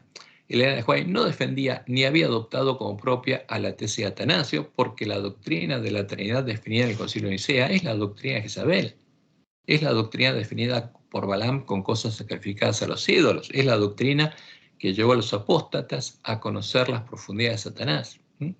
La tesis de Atanasio, a la que nuestros teólogos llaman la verdadera comprensión de la Trinidad, es la doctrina que Elena de White indicó que había adoptado el Dr. Kellogg para explicar su panteísmo, el alfa de las herejías mortíferas sobre la presencia y la personalidad de Dios, la doctrina que Jezabel enseñaba en Tiatira. ¿Qué hacen nuestros teólogos? Mienten. El que escribió eso miente, y miente descaradamente. Vamos a ver a Atanasio y su tesis. ¿Quién era Atanasio? Era uno de los apóstatas que usaron los conceptos y dogmas definidos por los filósofos y teólogos paganos para hacer la obra de Balaam, y con cosas sacrificadas a los ídolos, con los conceptos dogmáticos con los cuales los filósofos paganos definían a sus ídolos, llegaron a modelar y a definir el concepto niceno de Cristo. Y lo hicieron del mismo modo en el que los filósofos paganos definían a Apolo como el dios hijo engendrado por Zeus, como un dios engendrado por otro dios de su esencia, su sustancia, como dios de Dios. Y así definir al ídolo al que la profecía llama la abominación asoladora, la imagen del dios de las fortalezas, el dios de la bestia romana, el dragón, al que Elena de White llama el ídolo filosófico que los apóstatas pusieron en lugar de Jehová, el ídolo al que Roma llama la Trinidad. Fíjense, Daniel 11, 37 al 39, que anuncia la profecía, que el hombre de pecado del Dios de sus padres no hará caso. ¿Adora al Dios de sus padres? ¿Adora a Jehová? ¿Al Dios de la iglesia primitiva? No. Honrará en su lugar ¿a quién? A otro Dios, al Dios de las fortalezas, un Dios ajeno. El Papa no adora al Dios verdadero, Jezabel no adora al Dios verdadero, no adora a Jehová. Adora a otro Dios, al Dios de la bandera negra de los paganos, que disfrazó de cristiano. Y esta es la definición del Concilio de Nicea. ¿Qué dice ahí? ¿Creemos en Jehová? No, no dice eso. Creemos en un Dios Padre, todopoderoso, hacedor de todas las cosas visibles e invisibles, porque es un credo ecuménico. Porque los paganos creían en un Dios Padre. ¿Cómo lo llaman? Zeus. Y era un Señor Jesucristo, el Hijo de Dios, engendrado. Zeus tenía un hijo engendrado, sí. ¿Quién es Apolo? ¿Y qué dice Jesús en el Apocalipsis de Apolo? Que es el ángel del abismo, es la imagen de Satanás. Y esa imagen fue puesta acá.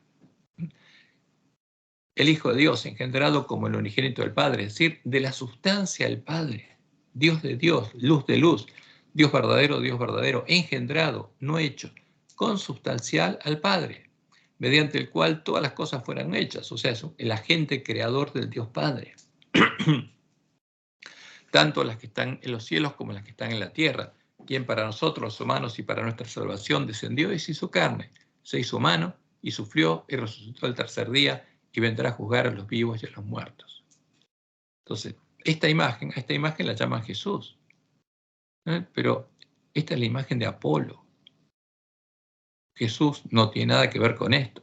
Al verdadero Jesús, como Jesús le mostró a los discípulos, hay que encontrarlo en las palabras del Antiguo Testamento, porque Jesús le mostró todo lo que él decía, quién era él. Y esta definición no tiene nada que ver con la verdad. Bueno, y en el Espíritu Santo. ¿Por qué? Y al Espíritu Santo no lo definieron porque este es el credo común entre arrianos y trinitarios. Porque los arrianos eran católicos. Esta es la primera definición del Dios de la Iglesia Católica. Y en esta definición creían arrianos y trinitarios. Hasta que finalmente se impusieron los trinitarios y expulsaron a los arrianos de la Iglesia Católica. Pero nuestros pioneros, fíjense, cuando uno ve lo que ellos creían en esta definición. No creían que hubiera una tercera persona que tuviera la esencia, la sustancia de Dios. Pero creían en esta definición porque creían en la misma imagen de Apolo. Porque no se habían deshecho de los errores heredados de los paganos y los papistas. Por eso es importante conocer la verdad. Y así fue definido el dogma de la Trinidad y fue creada la falsa roca que son dioses, el dios sincrético al que adoraría la bestia romana, como lo explica Roma en su catecismo. Artículos 51 y 252. Para la formulación del dogma de la Trinidad, fíjense, no es una doctrina bíblica, es un dogma que estableció Roma. Porque este es el alfa de las herejías mortíferas. Un dogma definido por Roma. La Iglesia debió crear una terminología propia, como dicen nuestros teólogos, que no está en la Biblia. ¿Y cómo la creó? Con ayuda de nociones de origen filosófico, sustancia, persona o hipóstasis, relación, etc. Entonces, ese Dios Hijo engendró la sustancia del Padre. ¿Quién definió eso? Roma. La Iglesia utiliza el término sustancia, traducido a veces por esencia o por naturaleza, para designar el ser divino en su unidad. Ahora, ¿cuál es el ser divino? La sustancia. La sustancia, de la cual vienen las tres hipóstasis. O sea, porque Roma adora a la sustancia, es el Dios de Roma. Y vamos a ver quién es. El término persona o hipóstasis para asignar al Padre, al Hijo y al Espíritu Santo en su distinción real entre sí. Entonces, ¿cuál es el Dios de Roma? La sustancia. Y el Padre, el Hijo y el Espíritu Santo son hipóstasis o personas que tienen esa sustancia. Y estos conceptos son paganos, porque así se definía Apolo. Los paganos definían así a los dioses del Olimpo. Un dios que engendraba a sus hijos, su esencia y su sustancia. Y esas son las cosas sacrificadas a los ídolos con las que se definió la Trinidad. Es la obra de Balaam. Y como dice Pablo en 1 Corintios 19 al 21. ¿Qué digo pues? ¿Que el ídolo es algo o que sea algo lo que se sacrifica a los ídolos? ¿Apolo es algo? ¿Zeus es algo? Antes digo que lo que los gentiles sacrifican, a los demonios lo sacrifican y no a Dios. Y por eso se hace habitación de demonios. Y no quiero que vosotros os hagáis partícipes con los demonios. No podéis beber la copa del Señor y la copa de los demonios. No podéis participar de la mesa del Señor y de la mesa de los demonios. Porque el que participa en la mesa de los demonios se hace habitación de demonios. A esta esencia o sustancia, la esencia de Zeus, Apolo y todos los dioses paganos, porque no es justamente algo creado especial por los cristianos, sino es algo que usan los paganos, los teólogos paganos, el ser divino en su unidad, justamente, que es la esencia de todos los ídolos paganos, es el Dios de la Trinidad, al que adora Roma, es Deus, como lo dibujan sus imágenes. Y la Iglesia de Roma lo representa como el Dios Sol, como Baal, del cual provienen sus tres hipóstasis, a las cuales representa con las imágenes de Zeus y Apolos. De este modo podemos ver claramente cuál es el sincretismo con el que fue creada esta imagen filosófica. Acá están las imágenes de Roma. Constantino viendo al sol con la cruz en el medio. Porque la cruz es un símbolo de los dioses hijos, de las estrellas, para los paganos, como están en todas justamente las esculturas paganas. Y a esa imagen, que es la imagen de Mitra o de Apolo, Roma la llama Cristo. Esa misma imagen la que adora Roma. Y después acá tenemos las imágenes donde definen la doctrina de la Trinidad. Acá, ¿qué aparece? Deus o Dios. ¿Cuál es? La esencia. Es el sol. Dios es el Padre. Dios es el Hijo. Dios es el Espíritu Santo. El sol es el Padre. El sol es el Hijo. El sol es el Espíritu Santo. El sol es el Padre. El sol es el Hijo. El sol es el Espíritu Santo. Son tres imágenes de hombre. Y esto lo llaman Dios. Por eso, cada imagen tiene un número de hombre. 666. Esta es la abominación desoladora. ¿Tiene algo esto que ver con el Dios de Israel? ¿Con el verdadero Jesús? No, no tiene nada que ver. Y es fácil verlo en la Biblia. Por eso, para enseñar esta doctrina hay que ocultar las revelaciones de sí mismo que Dios hace de sí mismo en su palabra, las revelaciones en las cuales se anunció quién sería el Mesías, la identidad del Mesías. ¿Y qué hace Roma? Como esta definición, la definición de Zeus y Apolo, toma, este es ¿qué cosa? Un busto de Zeus, de los griegos. ¿Y qué aparece en la Capilla Sixtina? Zeus, dándole vida ¿a quién? A Adán. Esto es la creación, que es la Capilla Sixtina. Una imagen de hombre, un hombre. Y ese no es el Dios verdadero. Y esto es una abominación. Y acá está la imagen de Apolo en los templos justamente que había ahí. Esto es el de Gem.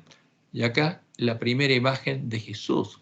Tomaron la imagen de Apolo y llamaron Cristo en una iglesia católica. Y esto es lo que adora Roma. Esta es la abominación desoladora. Esta es la bandera negra de los paganos, donde están las imágenes de los dioses paganos a los que Roma le puso nombre cristianos, su sincretismo. Y esto es una abominación. Y esto es la Trinidad. ¿Quiénes hicieron esta obra? Los apóstatas que provenían de la escuela de Alejandría, que unían sincréticamente a la filosofía pagana al gnosticismo, que no es otra cosa que el disfraz de la meditación pagana y del espiritismo, de la comunicación con los espíritus de demonios, porque eso eran los gnósticos, y el cristianismo. O sea, unieron sincréticamente esto. ¿Y qué tomaron del cristianismo? El nombre. Fíjense, esto es lo que es la escuela de Alejandría. La escuela de Alejandría o escuela neoplatónica de Alejandría fue una corriente de filosofía que se desarrolló en el Egipto helenístico y romano entre los siglos III y VII después de Cristo, caracterizada por la tendencia a la erudición y al sincretismo. Fíjense, ¿qué es sincretismo? Unir, hacer una amalgama entre ideas filosóficas tomadas del neoplatonismo y de la filosofía de Aristóteles. De ahí vienen los conceptos de esencia, sustancia, todos esos conceptos filosóficos y religiosas, procedentes de quién? Del gnosticismo, el espiritismo y el cristianismo. Una mezcla terrible. Su actividad concluyó con la conquista musulmana de Egipto en el año 640. Ahora, estos filósofos fueron que usaban cosas sacrificadas a los ídolos y eran, ¿qué cosa? Habitación de demonios, por supuesto, fueron los creadores y perfeccionadores del dogma de la Trinidad, entre ellos Arrio y Atanasio. Crearon un ídolo filosófico y sincrético, una deidad griega, con nombre cristiana, porque la definían igual que a Zeus y Apolo. Disfrazaron a las imágenes de la bandera negra de los paganos de cristianas. Y fíjense quiénes pertenecían a esta escuela. La escuela de Alejandría, que era una donde se hacía este sincretismo, volvió a florecer y esta vez con una seguridad y ortodoxia admirables, dicen. El orientador de esta segunda etapa fue San Atanasio. ¿A qué pertenecía? A la escuela de Alejandría, que unía el paganismo griego, la filosofía griega, como se definían los dioses griegos, ¿con quién? Con el espiritismo. Y a ello mezcló el cristianismo. O sea, una amalgama terrible. Eso es. Son cosas sacrificadas a los ídolos. Y como dice Pablo, San Atanasio a quien adoraba, a los demonios y no a Dios. El orientador de la segunda etapa fue San Atanasio frente a Arrio, que también era de esa escuela, seguido del teólogo de la Trinidad, Dídimo el Ciego, como luego lo será San Cirilo frente a Nestorio, explicando como un teólogo moderno la unión hipostática entre el verbo y la naturaleza humana de Jesús. Ahora, ¿quiénes son los teólogos modernos a los que se habla acá? Los teólogos que son educados para seguir las tesis filosóficas de los miembros de la Escuela de Alejandría. Este hecho es reconocido claramente por los filósofos modernos, como lo hace Voltaire, que identifica la Trinidad con su verbo como una divinidad griega, como si lo hubiera definido Platón, porque usaron los mismos conceptos que usaba Platón para definir a su verbo y a su Trinidad. Fíjense, al hablar de Platón, dice Voltaire, los padres de la iglesia de los 4 primeros siglos fueron todos griegos y platónicos. ¿Los padres de qué iglesia? Católica, está hablando de la iglesia católica, no la verdadera iglesia cristiana. No hay uno solo romano que escribiera sobre el cristianismo ni que tuviera el más ligero tinte de filosofía. observaré de paso que la Iglesia de Roma, que en nada contribuyó al establecimiento de la religión verdadera, fue la que recogió todas sus ventajas. En esa revolución sucedió como en todas las que nacen de las guerras civiles. Los primeros que perturban al Estado trabajan sin saberlo para otros. Y entonces, ¿dónde se creó esta deidad? En la escuela de Alejandría. La escuela de Alejandría que fundó Mar, al que sucedieron Atenágoras, Clemente y Orígenes, al que Roma llama los padres de la Iglesia, fue el centro de la filosofía cristiana. Consideraban todos los griegos de Alejandría a Platón como el maestro de la sabiduría, como el intérprete de la divinidad. O sea, ¿quién era el maestro de ellos? ¿Quién era el intérprete de la divinidad? Platón, un pagano. Un pagano que llegó a lo más profundo de la degradación moral. Y a sus dioses los hacía homosexuales, como Jesús lo anunció, porque era parte de la gran ciudad que se llama Babilonia, Sodoma y Egipto. Y ese es el intérprete de la divinidad de los teólogos. Si los primitivos cristianos no hubieran adoptado los dogmas de Platón, como dice Elena de White, ¿en qué construyeron sus conceptos? En los dogmas de Platón. No hubieran tenido nunca su partido ningún filósofo, ningún hombre de genio. Dejó aparte la inspiración y la gracia que están por encima de la filosofía y solo me ocupo de la marcha ordinaria de las cosas humanas. Asegúrase que en el Timeo de Platón fue donde se instruyeron principalmente los padres griegos, o sea, estos, padres de la Iglesia Católica. Y fíjense que en este Timeo está el rostro de esa divinidad griega que adoramos. ¿Qué dice Voltaire? Que la Trinidad es una divinidad griega, y es verdad, porque está definida por los conceptos de Platón, como se lo hubiera definido Platón, con las cosas sacrificadas a los ídolos por los paganos. Y sigue, vamos a ir al final, donde habla de lo que se ve en el Timeo. He aquí lo que ese sacerdote cuenta a Salón. He aquí como Platón empieza por explicarnos enseguida la formación del alma, las operaciones del verbo y su Trinidad. ¿Por qué en nuestras Biblias aparece el verbo? Porque es el verbo de Platón, concepto de Platón. Porque es un ídolo. Y la Trinidad de Platón. Siempre será sorprendente que Platón empiece por ocuparse de esta isla para hablar del verbo. Entonces, a ver, no vamos a entrar en la filosofía de Platón. Cuando uno empieza a estudiarla se da cuenta que los fundamentos son dogmáticos y son falsos. Pero aparte de eso, porque todos los teólogos tienen que aceptarlo como verdadero, porque fundan sus razonamientos sobre eso, son cosas sacrificadas a los ídolos. Y uno ve lo que era Platón, lo que eran los griegos, como dice Pablo en el capítulo 1 de Romanos, que haciéndose sabios hicieron cualquier cosa y llegaron a lo peor de la corrupción. Y como Pablo dice, el que toma esas cosas, ¿a quién adora? A los demonios y no a Dios. Y a nuestros teólogos le hacen estudiar filosofía, las cosas sacrificadas a los demonios, para que entiendan a la Trinidad y a los conceptos con los que fue definido por Roma. Y como Dios le mostró en el White, como lo indica Roma y como lo reconocen nuestros teólogos, los conceptos filosóficos usados para definir el dogma de la Trinidad no estaban en la Biblia, pero ahora están. Fíjense esto, lo que leímos que en el libro de Trinidad, dicen nuestros teólogos. Atanasio, el joven secretario de Alejandro y presbítero en la iglesia de Alejandría, asistió al concilio de Nicea. Aunque desempeñó un papel menor en las sesiones, el concilio fue un evento modelador de su vida. Pasó el resto de su vida tratando de mantener el concepto niceno de Cristo como la doctrina aceptada de la iglesia. ¿Qué iglesia? La iglesia católica. Porque nuestros teólogos llaman la iglesia a Roma y la adoran, como dice la profecía, en Apocalipsis 13, 3 y 4. Y por el tiempo de su muerte, en el 373, Atanasio había convencido a la mayoría de los teólogos cristianos de la necesidad de usar la nueva terminología, más bien que autolimitarse a los términos que aparecían en la Biblia. No estaban en la Biblia. Fíjense, los conceptos de Platón, los términos de Platón, los dogmas de Platón y todas esas definiciones de Nicea no estaban en la Biblia. ¿Por qué entonces aparecen en nuestras Biblias los conceptos esencia, sustancia o el verbo de Platón, el agente creador del Dios Padre de la Trinidad, el Dios Hijo que se relaciona con las cosas materiales? porque fue introducida en la Biblia por los sabios de Roma para dar soporte a sus doctrinas. Por ejemplo, algunas citas que le gusta mucho a nuestros pastores repetir, repiten, sin saber de dónde vienen.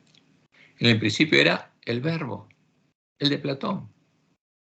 Y el verbo era con Dios y el verbo era Dios. Entonces hay una persona que se llama el verbo que estaba con Dios y que a su vez era un Dios. Este era en el principio con Dios. Todas las cosas por él fueron hechas.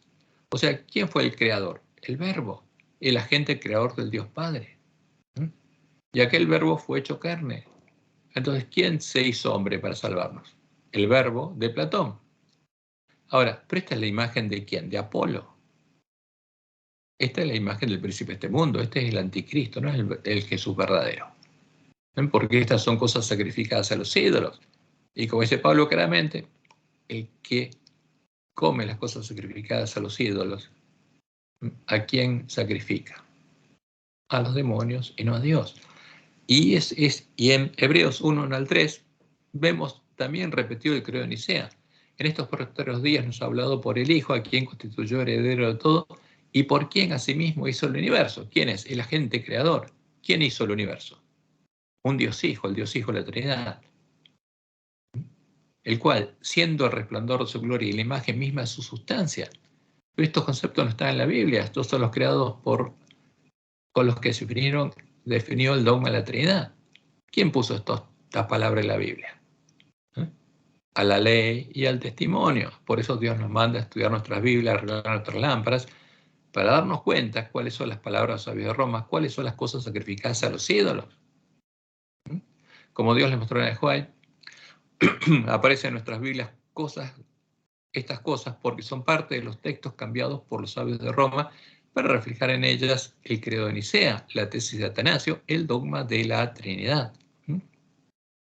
Como ya lo vimos, porque los sabios de Roma cambiaron las palabras de la Biblia, confundiendo todo lo que era claro e inclinando sus opiniones establecidas que eran gobernadas por la tradición. Y por eso se incorporaron errores en la fe de millares de personas que profesan creer en las Escrituras. Y uno escucha los sermones, nuestros pastores leen esto y todos dicen amén. ¿Por qué? Porque nadie arregló su lámpara. Nadie hizo lo que hizo Jesús, mostrando a los discípulos todas las cosas que decía en el Antiguo Testamento de él. Porque el verdadero Jesús, él cumple con todo eso, el falso no. Y es fácil demostrar cuál es la puerta ancha y cuál es la puerta estrecha. Porque los categóricos, así dice Jehová, son muy claros, definiendo donde Dios se define a sí mismo y donde es definido el Mesías. Y esa es la razón por la cual todas las vírgenes que tardándose la esposa habrían cabeceado. Acá falta la I. Habrían cerrado sus ojos a la luz de sus lámparas y se habrían dormido. Al ser despertadas por el clamor de medianoche, deberían arreglar sus lámparas. Como dice Apocalipsis 11, tendríamos que observar los cadáveres de los dos testigos para que ellos volvieran a la vida. Tendríamos que estudiarlos, siguiendo el método que Dios nos dio para estudiar a los cadáveres de los dos testigos, para poder encontrar la puerta abierta y entrar por ella al lugar santuario de Dios, para poder ser hechas columnas en el templo de Dios. Eso es lo que van a hacer las vírgenes sensatas. ¿A qué llevó a los apóstatas el adorar la abominación desoladora a la imagen definida en la doctrina de la Trinidad, la doctrina de Jezabel? Los llevó, primero, a entrar por la puerta ancha y hacerse habitación de demonios, convirtiéndose en parte de la sinagoga de Satanás, y a recorrer el camino espacioso que lleva a la perdición. Está en la sinagoga de Satanás y a conocer las profundidades de Satanás, a ser hacedores de maldad que conocen a Satanás y tienen su nombre escrito en sus frentes y en sus manos. Y como hijos de Satanás, como parte de la simiente de la serpiente, los llevó a buscar asesinar a sus antiguos hermanos, siguiendo el camino de Caín. Como Juan lo define en 1 Juan 3, 10 al 12, mostrando cuál es la diferencia entre los hijos de Dios y los hijos del diablo. En esto se manifiestan los hijos de Dios y los hijos del diablo. Por eso Jesús dijo, por sus frutos los conoceréis. Todo aquel que no hace justicia y que no ama a su hermano no es hijo de Dios. Porque este es el mensaje que habéis oído desde el principio, que nos amemos unos a otros, no como Caín. Era que hijo del maligno, y mató a su hermano. ¿Y por qué causa le mató? Porque sus obras eran malas y las de su hermano justas. ¿Y qué hicieron los que, al tener la doctrina de Jezabel, la doctrina de la Trinidad, llegaron a conocer las profundidades de Satanás? Lo mismo que Caín. Y esto es lo que quedó reflejado a fuego en el edicto de Tesalónica del año 380 después de Cristo, cuando la bestia romana estableció el tipo de la ley dominical activa que formará una nueva bestia en los Estados Unidos. Como el pueblo conocía a su Dios, no adoraba a la mujer Isabel, no la reconocía como la iglesia de Cristo, ni como parte de la iglesia de Cristo, y no adoraba a su imagen, no adoraba a la abominación asoladora, al Dios la Trinidad. Los apóstatas buscaron el apoyo del poder político para defender la autoridad que les había dado el dragón a través de Constantino. Y por medio del edicto de Tesalónica, el año 380 después de Cristo, la bestia romana impuso por la fuerza el adorar a la bestia religiosa, reconociéndola como la iglesia de Cristo, y adorar a su imagen, al Dios la Trinidad, y declaró herejes a los cristianos que no adoraban a la abominación desoladora, y empezó a castigarlos, entre comillas, asesinarlos. Y eso ocurrió en el periodo de Tiatira. ¿Por qué? Porque primero vino el periodo de Éfeso, después viene Esmirna, después al final de Esmirna los 10 años de persecución, donde se manifiesta la apostasía, viene el periodo de Pérgamo, donde Constantino seduce a los apóstatas y con ellos crea las nuevas fuerzas con las que pelearía contra el pueblo de Dios, crea la Iglesia Católica. En el año 321, Constantino, como dice la de White, guiado por los apóstatas, decreta el descanso dominical obligatorio, esta es la ley dominical pasiva, en la cual no se acaba la libertad religiosa. Simplemente hay un descanso dominical obligatorio, una ley civil, y Silvestre I, el que sería el primer papa, el primer hombre de pecado al que Constantino le daría la tiara, y sería el primer sumo pontífice romano y obispo de Roma, traslada el sábado al domingo. Y por supuesto, al hacer esto, no podemos decir que era guiado por Dios. Y en el 325, Constantino convoca al Concilio Ecuménico de Nicea, y ahí es definida la doctrina de la Trinidad, y se forma oficialmente la Iglesia Universal o Católica del Imperio Romano. Ahí constituía poder arrianos y trinitarios. Y finalmente, en el 380, los apóstatas logran que el emperador Teodosio I el Grande, mediante el edicto de Tesalónica, determine la persecución de los verdaderos cristianos. Y por supuesto, habían llegado a conocer las profundidades de Satanás, y eso es muy claro. Y esa mujer Isabel, como dice Jesús, que se dice profetiza, enseña y seduzca a mis siervos a fornicar y a comer cosas sacrificadas a los ídolos. ¿Qué enseñaba? La doctrina de la Trinidad. Y como Jesús lo había anunciado, se levantarán de parte de Constantino, el rey del norte, tropas que profanarán el santuario y la fortaleza y quitarán el continuo, la obra de Jesús, y pondrán la abominación desoladora. ¿Cuál es la abominación desoladora? La Trinidad. Con lisonjas seducirá a los violadores del pacto, a los apóstatas, más el pueblo conoce a su Dios, se esforzará y actuará. Y los sabios del pueblo instruirán a muchos, y por algunos días caerán a espada y a fuego, en cautividad y despojo. Y literalmente eso pasó. Como dice la Juárez, cuando la iglesia primitiva se corrompió al apartarse de la sencillez del Evangelio y al aceptar costumbres y ritos paganos, perdió el espíritu del poder de Dios. ¿Qué se hizo? Habitación de demonios, lo que se unió a Constantino. Y para dominar las conciencias buscó el apoyo del poder civil. El resultado fue el papado, es decir, una iglesia que dominaba el poder del Estado y se servía de él para promover sus propios fines, especialmente para extirpar la herejía. ¿Y cuál es la herejía? Vamos a verla en el edicto de Tesalónica. Pero fíjense, lo que Dios le mostró es que Estados Unidos sigue el mismo camino. Para que los Estados Unidos formen una imagen de la bestia, para que Estados Unidos se transforme en una bestia, como la bestia romana, el poder religioso debe dominar de tal manera al gobierno civil que la autoridad del Estado sea empleada también por la Iglesia para cumplir sus fines. Ahora, ¿cuál es el edicto de Tesalónica? Es este. Queremos que todos los pueblos que son gobernados por la administración de nuestra clemencia profesen la religión, impone una religión. Esto es lo que transforma en bestia, porque quita la libertad religiosa. ¿Y qué religión? La que profesa el pontífice Dámaso y el obispo de Alejandría, porque ya el obispo de Roma era sumo pontífice romano a partir de Silvestre I, era papa. ¿Y cómo define esta religión? Creemos en la divinidad única del Padre, del Hijo y del Espíritu Santo bajo el concepto de igual majestad y de la piadosa Trinidad. O sea, ¿a qué imagen adora la bestia romana? A la Trinidad. ¿Cuál es la abominación en cuya defensa fue asolado el pueblo de Dios? La Trinidad. La Trinidad es la abominación desoladora. Ordenamos que tengan el nombre de cristianos católicos quienes sigan esa norma. Ahora, ¿qué logran los lobos cuando los protestantes adoptan a la Trinidad y los adventistas adoptamos la Trinidad? Logran su objetivo, que volvamos a ser cristianos católicos, que adoremos al mismo Dios que ellos y que dejemos de lado ¿a quién? Al Dios verdadero. Mientras que los demás los juzgamos dementes y locos. ¿Qué pasa cuando alguien es demente y loco? No puede comprar ni vender. Como hizo la bestia romana, va a ser Estados Unidos y todos los países. El que no adore a la bestia y su imagen no va a poder comprar ni vender. Y además, se los declaró herejes. Y había que extirpar la herejía. Sus lugares de reunión no reciben nombre de iglesias y serán objeto primero de la venganza divina y después serán castigados por nuestra propia iniciativa que adoptaremos siguiendo la voluntad celestial. ¿La voluntad de quién? ¿De qué Dios? De la Trinidad. ¿Y qué se convirtieron en asesinos? ¿Y qué eran? ¿Hijos de Dios? No, hijos del diablo. ¿Qué voluntad seguían? La voluntad de la Trinidad, que no es otra cosa que la voluntad de Satanás. Y como Dios le mostró en el Juay, vi que constantemente había personas que abandonaban la compañía de aquellos que llevaban la bandera pura y se unían con los paganos bajo la bandera negra para perseguir a los que llevaban la blanca. ¿Qué es la Trinidad?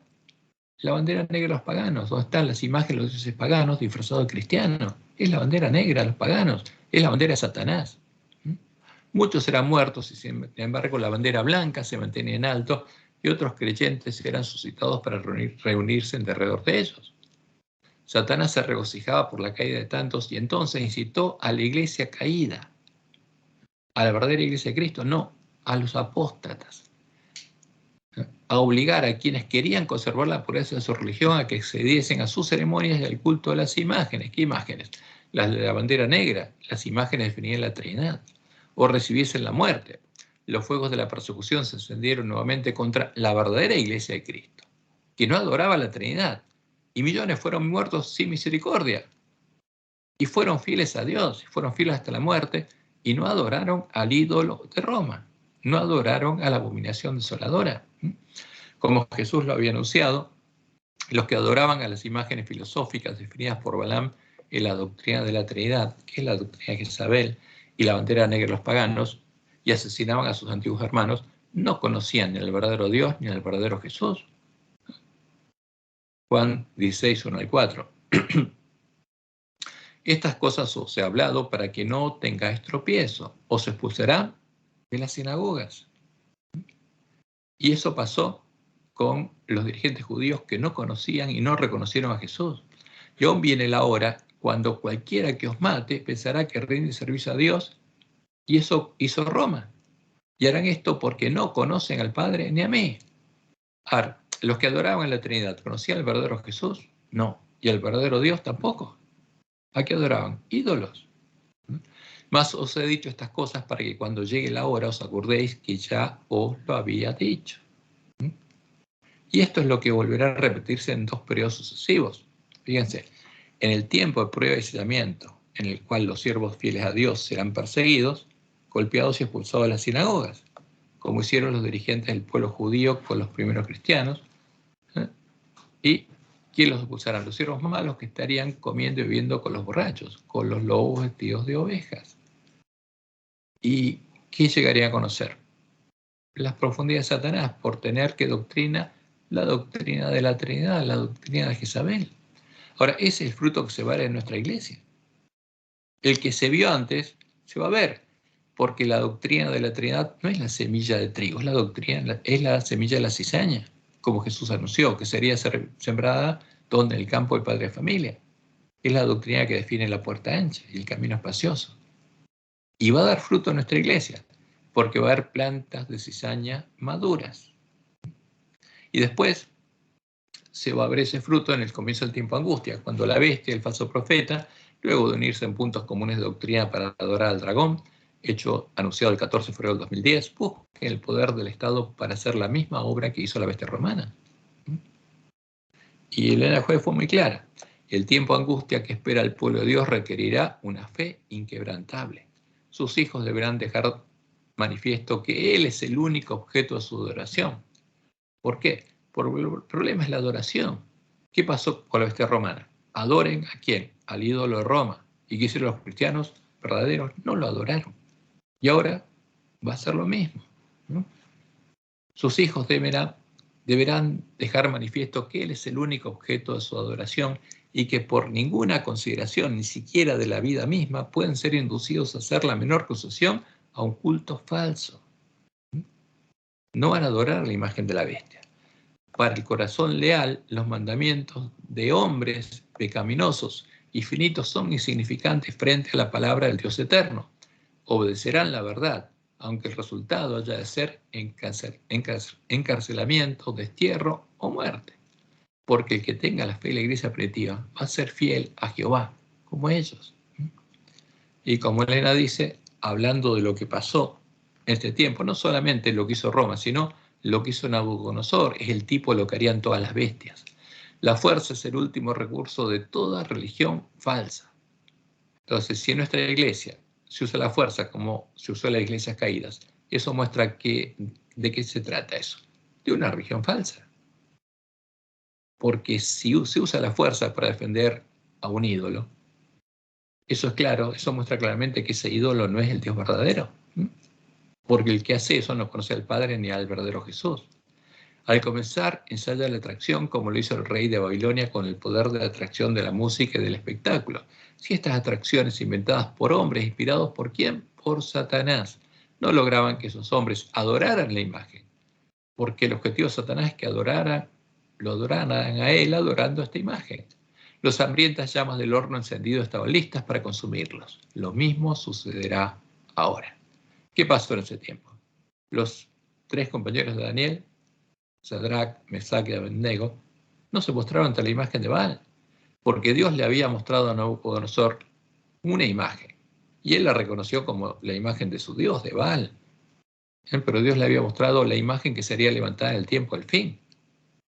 Cuando todas las partes hubieran sido formadas, fueran unidas, fueran puestas en pie, y la triple alianza religiosa se postrara ante ella y la adorara. ¿Y qué dijo Nabucodonosor? Porque reconoció esa imagen como la imagen de su Dios. No, Baal va a ser todo de oro y no va a pasar. ¿Y qué pasó con los 3 amigos de Daniel? ¿A dónde fueron a parar? Al horno de fuego.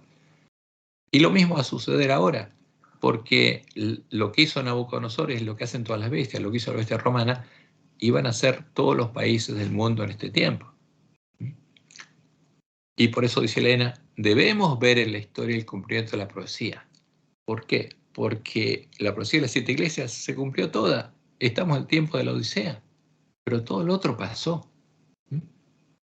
Debemos ver en la historia el cumplimiento de la profecía para estudiar las operaciones de la providencia y los grandes movimientos de reforma y para comprender el progreso de los eventos en el ordenamiento de las naciones para el conflicto final de la gran controversia. Lo que Satanás está haciendo en la iglesia adventista para impedir que el pueblo adventista conozca la verdad es en preparación para la pelea final. Y necesita tener en la iglesia adventista una cosecha cizaña para usarla. Porque cuando Jesús vomite el ángel de la Odisea, va a quedar plenamente en manos de Satanás. Cuando a las vírgenes sensatas se les cierre la puerta, van a quedar plenamente en manos de Satanás. ¿A qué fuimos llamados los adventistas el séptimo día? A ser parte del pueblo que nuevamente conoce a su Dios, que conoce a Jehová, eleva la bandera de un blanco puro con la inscripción pureza y santidad a Jehová, y al finalizar el tiempo de nuestra prueba, tendrá su nombre escrito en la frente. Como dice Elena, los que reciban el sello del Dios vivo y sean protegidos en el tiempo de angustia, deben reflejar plenamente la imagen de Jesús, el primogénito entre muchos hermanos. Y eso va a pasar. ¿Y esa obra quién la puede hacer? Solo la puede hacer el Dios verdadero. ¿Y en quién la va a hacer? En los que entren por la puerta estrecha a su casa, a su templo, y recorran el camino angosto que lleva a la vida, como él le mostró a Elena de White en su primera visión. Y vamos a terminar este estudio con esta parte que es importante. ¿Cómo debemos usar los escritos de Elena de White? Porque nuestra iglesia se lo usan como ella dijo que no hay que usarlo. Y eso lo hacen los lobos. Y los ángeles de la Odisea, que son ministros y están ciegos, como estarían todos los ángeles de la Odisea, siguen el camino que le enseñan los lobos. Al darse cuenta en el White del uso que se estaba dando a sus escritos y que con ellos se podían llegar a enseñar muchos errores, Dios le mostró que en nuestro tiempo también serían usados con ese propósito y la guió a indicarnos claramente cuál es el objetivo de sus testimonios y cómo debemos usarlos. Por supuesto, estas instrucciones no son respetadas por los teólogos que en nuestro tiempo usan sus escritos para hacer doctrinas o para dar soporte a falsas doctrinas como lo hizo el Dr. Kellogg. ¿Y qué dice ella? Primeros escritos, página 77. El Espíritu no fue dado, ni puede jamás ser otorgado para invalidar la Biblia. ¿Qué es lo más importante para nosotros, como dice Pablo? La fe viene por el oír y el oír por la palabra de Dios. Si tenemos que tener la fe y la iglesia primitiva, ¿de dónde tiene que surgir? De las mismas escrituras que ellos estudiaban del Antiguo Testamento. Tenemos que conocerlas. Pues las escrituras declaran explícitamente que la palabra de Dios es la regla por la cual toda enseñanza y toda manifestación religiosa debe ser probada. El apóstol Juan dice, no creáis a todo espíritu, sino probad a los espíritus son de Dios, porque muchos falsos profetas han salido por el mundo. E Isaías declara, a la ley y al testimonio. Si no dijeren conforme a esto es porque no les ha amanecido, esa es la regla. Y por eso ella dice, recomiendo al amable lector la palabra de Dios como regla de fe y práctica, no sus testimonios. No, sus testimonios son amonestaciones de Dios, pero Dios nos manda a leer la Biblia para recuperar el conocimiento de la verdad, como dice Apocalipsis 11. Tenemos que observar y estudiar los cadáveres de los dos testigos. Por esa palabra hemos de ser juzgados. En ella Dios ha prometido dar visiones en los postreros días, no para tener una nueva norma de fe. ¿Qué dice ella? Mis testimonios no son una norma de fe. ¿Qué son? Sino para consolar al pueblo y para corregir a los que se apartan de la verdad bíblica. Encontramos instrucciones de Dios de lo que tenemos que hacer para cumplir nuestra misión. Y siempre se nos manda a la Biblia. Poco caso se hace de la Biblia y el Señor ha dado una luz menor para guiar a los hombres y mujeres a la luz mayor. ¿A dónde? A la Biblia. Aún así, dice Jehová, es el testimonio más poderoso que podéis presentar a la gente, que nadie sea educado a mirar a la hermana White, sino al Dios poderoso que da las instrucciones a la hermana White, dice ella. ¿A dónde tenemos que ir? Aún así, dice Jehová. El Espíritu Santo es el autor de las Escrituras y también del Espíritu de profecía. Estos escritos no han de ser desvirtuados para hacer que signifiquen lo que el hombre quiera hacerlos significar, para expresar ideas y sentimientos humanos y para llevar adelante planes humanos a toda costa. Y después, y esta cita es muy importante, porque es el tiempo que los pastores decían que la Trinidad había sido definida claramente por medio de la hermana White. Y ella les dijo claramente, poned a la hermana White a un lado, no citéis mis palabras de nuevo en toda vuestra vida, hasta que obedezcáis la Biblia. Cuando hagáis de la Biblia vuestro alimento, vuestra comida y vuestra bebida, cuando hagáis de sus principios los elementos de vuestro carácter, sabréis mejor cómo recibir el consejo de Dios. Exalto la palabra, la preciosa palabra delante de vosotros hoy. No repitáis lo que yo he dicho. La hermana Juaya ha dicho así y la hermana Juaya ha dicho así. Descubrid lo que el Señor de Israel ha dicho y entonces haced lo que Él ordene, porque esa es nuestra misión. Recuperar el conocimiento de la verdad y hacer como siervos fieles la voluntad de Él. El Señor desea que estudiéis vuestras Biblias. Él no ha dado ninguna luz adicional para tomar el lugar de la palabra. Fíjense, mucha gente toma los libros de Juárez como si hubiera luz adicional. No. Leen Patriarcas y Profetas como ahí hay una revelación adicional. No, ahí no hay revelación adicional, dice ella. Cuidado. Y tenemos que entender muchas de las cosas de sus escritos. Ahora tiene el nombre de Juárez, pero no fue escrito por ella. Lo importante que Dios nos dio por medio de Elena es la profecía, la luz que alumbra este tiempo y las instrucciones de lo que tenemos que hacer. Él no ha dado ninguna luz adicional para tomar el lugar de la palabra. Esta luz se da con el propósito de concentrar en su palabra las mentes confundidas. Y si se asimila y digiere, es la sangre y la vida del alma. Entonces se verán buenas obras, cuando la luz brilla en las tinieblas. ¿Cuándo?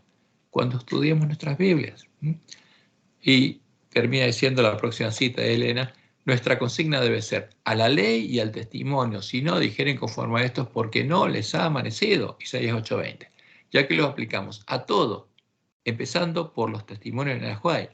Y vamos a ver que hay muchas cosas que están escritas ahí que son contrarias al testimonio de la Biblia, porque no fueron escritas por ella, no fueron inspiradas por Dios. Pero los lobos nos hacen creer que sí, porque lo usan y saben quién las escribió. Pero ella es clara: nuestra consigna debe ser a la ley y al testimonio. Si no dijeren conforme a esto es porque no les ha amanecido. Tenemos una Biblia llena de preciosas verdades. Contiene el alfa y la omega del conocimiento. La escritura, dada por inspiración divina, es útil para enseñar, para redarguir, para corregir, para instruir en justicia, para que el hombre de Dios sea perfecto, a fin de que el hombre de Dios sea perfecto, dice la Reina Valera, enteramente preparado o instruido para toda buena obra. Esa es la fuente de nuestra instrucción. Y dice Elena: tomad la Biblia como libro de estudio, cada cual puede entender sus instrucciones. Y ahí tenemos que ser dirigidos. Y ahí Dios nos dirige por medio de Elena White. ¿Por qué Elena White hizo estas declaraciones? Porque ella sabía que Dios no nos revelaría la verdad que había sido echada por tierra por el hombre de pecado por medio de sus palabras, de sus testimonios, sino sabía que la verdad la encontraríamos arreglando nuestras lámparas y poniendo línea sobre línea todas las declaraciones de la palabra de Dios sobre un tema específico. Ella sabía que de ese modo se abrirían los ojos del plantista a la verdad sobre ese tema específico. Esa es la obra que estaban haciendo en ese tiempo. ¿Quiénes? Los verdaderos buscadores de la verdad, como ella los llama. La obra que también haría en nuestro tiempo, cuando se despertaran las vírgenes sensatas, como verdaderos buscadores de la verdad, que tienen hambre y sed de justicia, como Jesús decía. Todo el que busca, encuentra. Todo el que busque va a encontrar. Todo el que pida, se le va a dar. Todo el que llame, se le va a abrir. Y ella conocía cuáles eran las instrucciones de Dios y las dejó reflejar en sus escritos, y sabía qué era lo que los lobos tíos de ovejas tratarían de hacer con sus escritos. Sabía que los adventistas que no hicieran caso a las instrucciones de Dios usarían sus testimonios para engañar al pueblo, y lo dejó escrito. Y lo dejó escrito en testimonios para los ministros, porque sabía que los lobos tíos de ovejas se vestirían de ministros adventistas. Una obra de engaño. Se hallará que los que llevan un mensaje falso no tendrán un alto sentido de honor e integridad. Engañarán al pueblo, serán mentirosos. Mezclarán con su error los testimonios de la hermana White y usarán su nombre para dar influencia a su obra. Seleccionan de los testimonios los pasajes que ellos piensan poder torcer para sostener sus posiciones y los colocan en un marco de falsedad, de manera que su error tenga peso y sea aceptado por el pueblo. Presentan erróneamente y aplican mal lo que Dios ha dado a la iglesia. ¿Para qué? Fíjense, ya define cuál es su objetivo de sus testimonios: amonestar, aconsejar, reprobar, consolar y animar a los que constituyen el pueblo remanente de Dios, no para definir doctrina.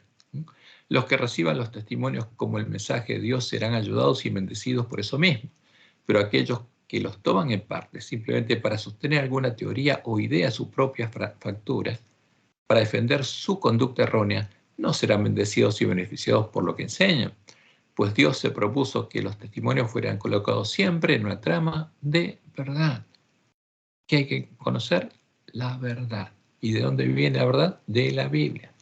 Los que defienden el error dirán: el Señor dice, cuando el Señor no ha hablado. Testifican una falsedad y no la verdad. Y es triste, pero la palabra profética se cumple en nuestra iglesia. Para atar las mentes a la mentira, los engañadores no harían caso a las instrucciones de no usar sus escritos para hacer doctrina. Eso es lo que Dios dijo que pasaría y está pasando delante de nuestros ojos. ¿Qué debemos hacer nosotros? Si queremos ser verdaderos buscadores de la verdad y llegar a tener la fe de Jesús y la fe de la iglesia primitiva, debemos escudriñar y buscar en las mismas escrituras que escudriñaban ellos en búsqueda de la verdad, en las escrituras con las que enseñaba Jesús, en las escrituras del Antiguo Testamento, hasta encontrar los claros y categóricos así dice Jehová en los que fue revelada la verdad. Y luego, probar a la ley y al testimonio de los profetas las palabras que aparecen en el Nuevo Testamento de nuestras Biblias, donde se encuentran las palabras que los sabios de Roma cambiaron para reflejar en ellas sus doctrinas, sus falsas doctrinas, y de ese modo poder dar muerte a los dos testigos. Como dice Elena en el conflicto de los siglos, página 653.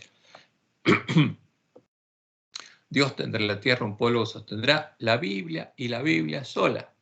La Biblia, los testimonios, no. La Biblia y la Biblia sola, como piedra de toque de todas las doctrinas y base de todas las reformas. Ni las opiniones de los sabios, ni las deducciones de la ciencia, ni los credos o decisiones de concilios, tan numerosos y discordantes como son las iglesias que representan, ni la voz de la mayoría, nada de eso, ni en conjunto ni en parte, debe ser considerado como evidencia en favor o en contra de cualquier punto de fe religiosa. Para la fe, ¿qué cosa? La Biblia sola.